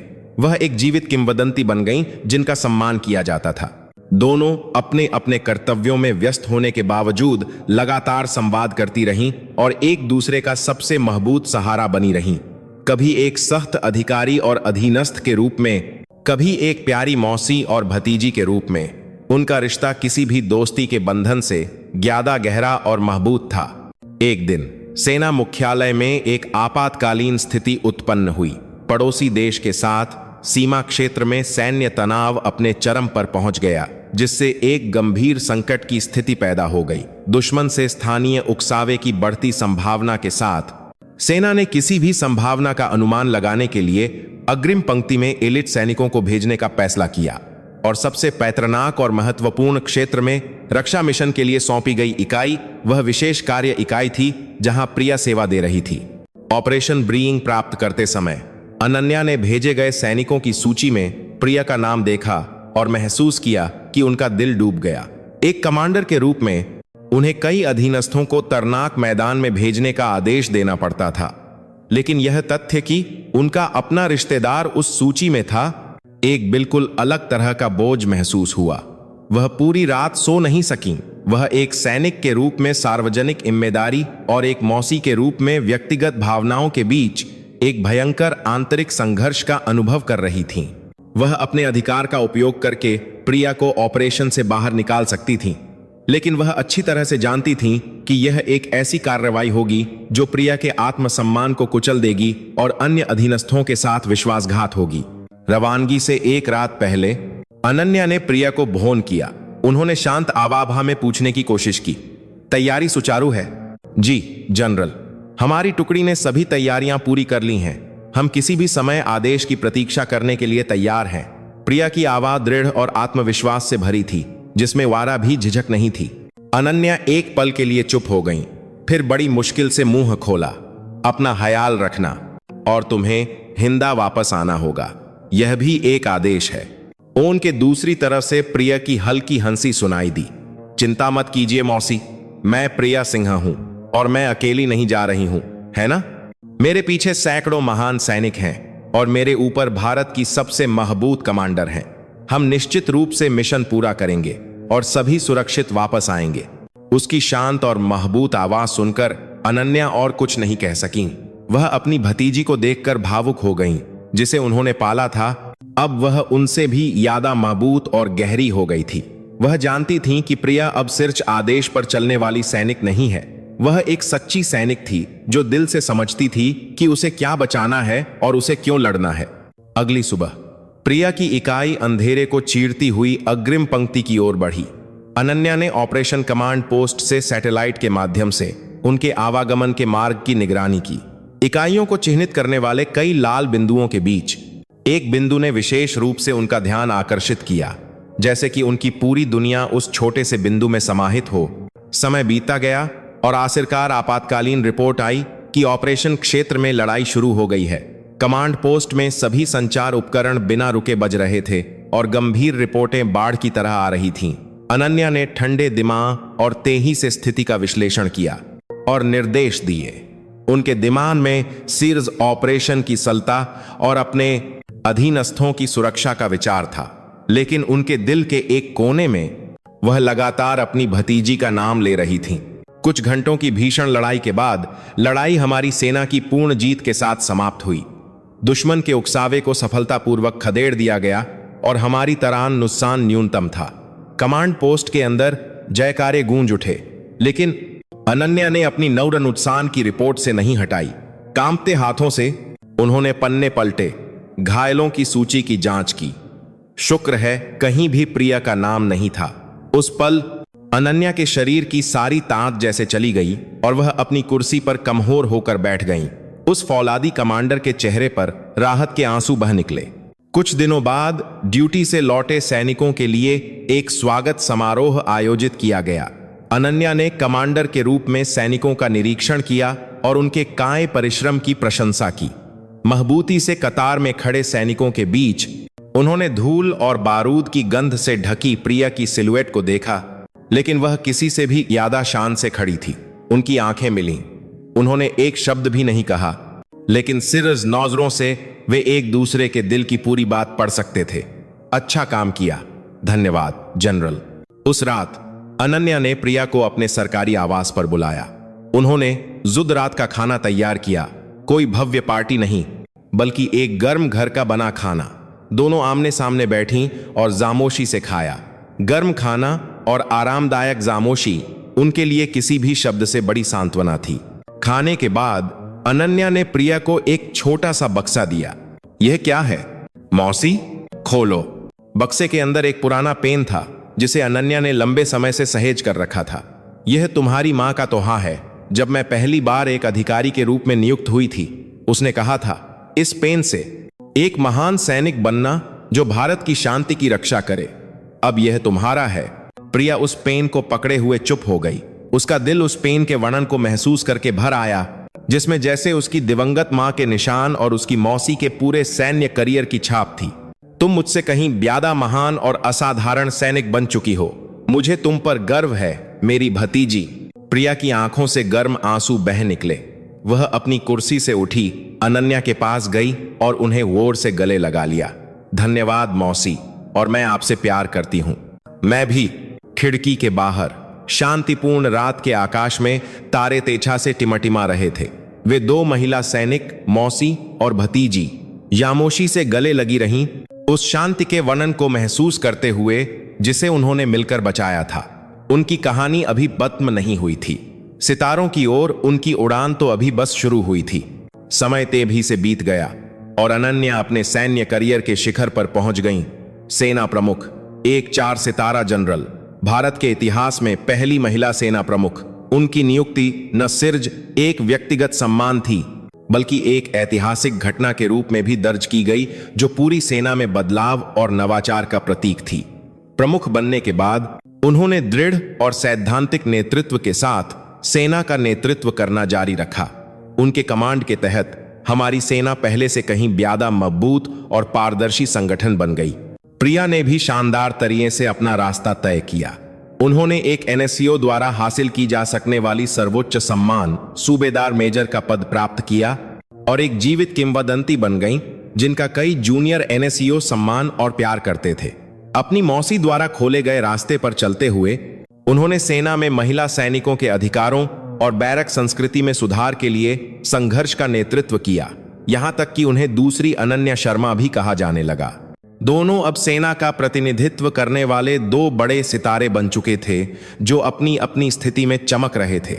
एक उज्ज्वल शरद ऋतु के दिन अनन्या की सेवानिवृत्ति के रीब राष्ट्रीय युद्ध स्मारक पर एक छोटा सा स्मरणोत्सव आयोजित किया गया। यह अनन्या की बहन और प्रिया की मां को याद करने के लिए एक कार्यक्रम था, जिनकी एक दुर्घटना में बहुत पहले मृत्यु हो गई थी। अनन्या, जिन्होंने अपनी वर्दी उतार दी थी और सादे नागरिक कपड़े पहने थे, और प्रिया, जो अब एक अधेड़ उम्र की महिला की परिपक्वता बिखेर रही थीं, समाधि के सामने साथ साथ खड़ी थीं। मां, मैं आई हूं, प्रिया ने समाधि को धीरे से सहलाते हुए कहा। मैंने अच्छी तरह से जीवन जिया है और कड़ी मेहनत की है, इतना कि स्वर्ग में आपको गर्व हो, है ना? और मौसी को देखो, वह भारत में सबसे ऊंचे पद पर पहुंच गई हैं। आप जरूर खुश होंगी। अनन्या ने आमोशी से अपनी बहन की तस्वीर को देखा। तस्वीर में उनकी बहन उज्जवल रूप से मुस्कुरा रही थी, बिल्कुल प्रिया की तरह। उन्होंने मन ही मन अपनी बहन से बात की। बहन, मैं जल्द ही तुम्हारे पास वापस आऊंगी। मेरा मतलब है, इस वर्दी को उतारने के बाद तुम्हारी बहन के रूप में वापस। प्रिया, जिसे तुमने मुझे सौंपा था, अब इतनी बड़ी और महान हो गई है। अब मेरे बिना भी वह न सिर्फ अपना ख्याल रख सकती है, बल्कि एक भरोसेमंद सैनिक भी बन गई है, जो देश की रक्षा कर सकती है। तो अब और चिंता मत करो और शांति से आराम करो। मैं भी इस भारी बोझ को उतारना चाहती हूँ और उन कहानियों को साझा करते हुए शांति से जीना चाहती हूँ, जो हम बात नहीं कर सके। समाप्त होने के बाद दोनों स्मारक के बगीचे में एक बेंच पर साथ साथ बैठ गईं। गर्म धूप उनके कंधों पर पड़ रही थी। मौसी, रिटायरमेंट के बाद क्या करने का इरादा है? प्रिया ने पूछा। सबसे पहले तो मैं बिना कुछ सोचे गहरी नींद सोना चाहती हूँ। उसके बाद शायद थोड़ी बागवानी, किताबें पढ़ना, घूमना फिरना, वे सामान्य चीजें करना जो मैं अब तक नहीं कर सकी। यह अच्छा है। जब मैं रिटायर हो जाऊंगी तो मैं आपके घर के बगल में शिफ्ट होना चाहती हूँ और साथ में बागवानी करना चाहती हूँ। यह भी ठीक है। दोनों एक पल के लिए चुप हो गईं, दूर तक फैले दृश्य को देखते हुए। उनकी नजर के अंत में वह समाधि क्षेत्र फैला हुआ था, जहां कई सैनिक आराम कर रहे थे। दोनों किसी से भी बेहतर जानती थीं कि आज की शांति उनके बलिदानों की बदौलत है। प्रिया, अनन्या ने धीरे से पुकारा। हाँ मौसी, क्या तुम्हें एक सैनिक होने का अफसोस है? प्रिया ने एक पल के लिए सोचा, फिर उज्जवल रूप से मुस्कुराई और जवाब दिया, नहीं, एक पल के लिए भी नहीं। बेशक मुश्किल और दर्दनाक दिन थे, लेकिन एक सैनिक होने के कारण मैं ज्यादा चीजें सीख सकी। भाईचारा, बलिदान और सम्मान। और सबसे महत्वपूर्ण बात, मैं खुश हूं कि मैं आपके साथ एक ही रास्ते पर चल सकी। अनन्या ने और कुछ नहीं कहा। उन्होंने सिर्फ अपनी भतीजी का हाथ गर्मजोशी से पकड़ लिया। सिर्फ उस हाथ की गर्मी से वे एक दूसरे के दिल की बात समझ सकती थीं। कुछ दिनों बाद अनन्या का विदाई समारोह सेना मुख्यालय में भव्य रूप से आयोजित किया गया। राष्ट्रपति और कई वरिष्ठ अधिकारी और उनके सैन्य साथी उनकी सम्मानजनक सेवानिवृत्ति का जश्न मनाने के लिए उपस्थित थे। अंतिम कार्यक्रम के रूप में प्रिया ने जूनियर सैनिकों का प्रतिनिधित्व करते हुए अनन्या के लिए एक विदाई भाषण पढ़ा। हमारे लिए जनरल सिर्ज एक कमांडर नहीं थी, आप एक प्रकाश थीं जो लगभग बुझ चुकी थी और वह रास्ता थी जिस पर हमें चलना था। कभी कभी आप चुभने वाली सर्दियों की तरह थीं, लेकिन अब हम जानते हैं कि वह ठंड एक ऐसी भट्टी थी जिसने हमें मजबूत बनाया। कभी कभी आप एक विशाल दीवार की तरह थीं जिसे पार नहीं किया जा सकता था, लेकिन अब हम जानते हैं कि वह दीवार एक लक्ष्य थी जिसने हमें संतुष्ट नहीं होने दिया और ऊंची जगहों पर आगे बढ़ते रहने के लिए प्रेरित किया। आपने जो रास्ता तय किया है, हम उसे गर्व से जारी रखेंगे। आप जिन मूल्यों की रक्षा करना चाहती थीं, हम उनकी अपनी जान से रक्षा करेंगे। आशा है कि अब आप अपना भारी कवच उतार सकती हैं और शांत आराम का आनंद ले सकती हैं। प्रिया का भाषण समाप्त होने के बाद कमरे में भोरदार तालियां गूंज उठीं। अनन्या शांत चेहरे के साथ मंच पर चढ़ीं और अपनी अंतिम सलामी दी। वह क्षण जब उनके सैन्य करियर की लंबी और उतार चढ़ाव भरी यात्रा आखिरकार समाप्त हो गई। कार्यक्रम समाप्त होने के बाद अनन्या प्रिया के साथ, जो चुपचाप उनका इंतजार कर रही थीं, सेना मुख्यालय से निकल गईं। बिना एक शब्द कहे वे एक नदी के किनारे पहुंची। लाल शाम ने नदी के पानी को खूबसूरती से रंग दिया था। दूसरी करसात आखिरकार यह सच में खत्म हो गया। अनन्या ने राहत की आवाज में कहा, नहीं, यह एक नई शुरुआत है। प्रिया ने मुस्कुराते हुए जवाब दिया, हाँ सच है, एक नई शुरुआत। दोनों ने देर तक उस खूबसूरत शाम को देखा। दो महिलाएं जो कभी एक साधारण मौसी और एक घायल भतीजी थीं, लेकिन वे एक दूसरे का सहारा बनी और महान नायिकाएं बन गईं जिन्होंने सैन्य इतिहास को फिर से लिखा। उनकी कहानी अब भविष्य में सैनिक के रास्ते पर चलने वाले जूनियरों के दिलों में हमेशा एक जीवित किंवदंती बनी रहेगी। दो महिलाएं जिन्होंने सितारों से प्यार किया, वे आखिरकार जमीन और आसमान में सबसे चमकीले सितारे बन गईं। सेवानिवृत्ति के बाद अनन्या ने अपने वादे के अनुसार सब कुछ छोड़कर एक शांत गांव में बस गईं। उन्होंने एक छोटा सा घर, रीदा, बागवानी की और गांव के पुस्तकालय में बच्चों को इतिहास पढ़ाया। एक साधारण रोजमर्रा की जिंदगी जीती। दशकों तक उन पर दबाव डालने वाली वर्दी और पद के बोझ से मुक्त होकर उन्होंने आखिरकार एक आम इंसान के रूप में स्वतंत्रता और शांति का आनंद लिया। गांव के लोग नहीं जानते थे कि वह कभी सेना में नंबर 1 व्यक्ति थीं। वे उन्हें सिर्फ एक दयालु और बुद्धिमान बुजुर्ग महिला के रूप में जानते थे जो बच्चों से प्यार करती थीं। सूबेदार मेजर प्रिया सिंह ने भी समय के साथ अपना कर्तव्य पूरा किया और सम्मान के साथ सेवानिवृत्त हुई। सेवानिवृत्ति के बाद, जैसा कि उनकी मौसी ने भविष्यवाणी की थी, वह उनके घर के बगल वाले घर में चली गईं। दोनों अब सैनिक नहीं थीं, बल्कि एक दूसरे का एकमात्र परिवार और सबसे करीबी दोस्त थीं, जो अपनी दूसरी जिंदगी एक साथ जी रही थीं। सुबह वे बगीचे में मक्का और मिर्च उगातीं। दोपहर में वे साथ साथ बैठकर किताबें पढ़तीं या बुनाई करतीं। रात में वे बरामदे में बैठकर रात के आकाश में सितारों को देखते हुए अतीत को याद करतीं। एक देर रात दोनों हमेशा की तरह बरामदे में बैठकर सितारों को देख रही थीं। आकाश इतना साफ था कि आकाशगंगा स्पष्ट रूप से दिखाई दे रही थी। मौसी, उन सितारों को देखो। उस रात की तरह जब हम पहली बार मिले थे, प्रिया ने कहा। हाँ, सच है, उस समय तुम बहुत छोटी थीं। मेरी बहन को खोने के बाद मुझे टूटा हुआ देखकर तुम रोई भी नहीं, बल्कि मेरा हाथ कसकर पकड़ लिया। मुझे याद नहीं, तुम्हें याद नहीं होगा, लेकिन मुझे साज याद है। उस छोटे से हाथ की गर्मी के बिना मैं शायद उसी समय टूट जाती। तुमने ही मुझे बचाया था प्रिया, शुरू से लेकर अब तक, हमेशा। क्या बात कर रही हैं मौसी? मैं आपकी वजह से बची। मैं जो अकेली रह गई थी बिना मां के, आपने ही मेरी देखभाल की, मुझे पाला पोसा और मुझे एक इंसान बनाया। दोनों ने एक दूसरे को देखा और खामोशी से मुस्कुराईं। किसने किसे बचाया यह अब महत्वपूर्ण नहीं था। वे एक दूसरे के जीवन में अविभाज्य प्रकाश थे। मौसी, लेकिन मैं कुछ पूछना चाहती हूं, प्रिया ने सावधानी से बात शुरू की। क्या? जब मुझे चोट लगी थी, जब आप पहली बार चक्र बटालियन आई थीं, तो आपको तुरंत कैसे पता चला कि यह अभ्यास की चोट नहीं थी, जबकि मैंने बहुत अच्छी एक्टिंग की थी? अनन्या मुस्कुराई। बेवकूफ, मैंने तुम्हें कैसे पाला है, क्या मैं नहीं जानूंगी? सिर्फ तुम्हारी आंखों को देखकर, तुम्हारी सांसों को सुनकर मैं जान जाती हूं कि तुम्हारे दिल में कौन सा तूफान चल रहा है, क्योंकि तुम सिर्फ मेरी भतीजी नहीं हो, तुम मेरी बेटी जैसी हो। यह सुनकर प्रिया की आंखें भर आईं। बिना कुछ कहे उसने अपना सिर अपनी मौसी के कंधे पर टिका दिया। अनन्या ने धीरे से अपनी भतीजी का सिर सहलाया। रात गहराती गई और सिर्फ रात के कीड़ों की आवाज ने ग्रामीण रात की खामोशी को भर दिया।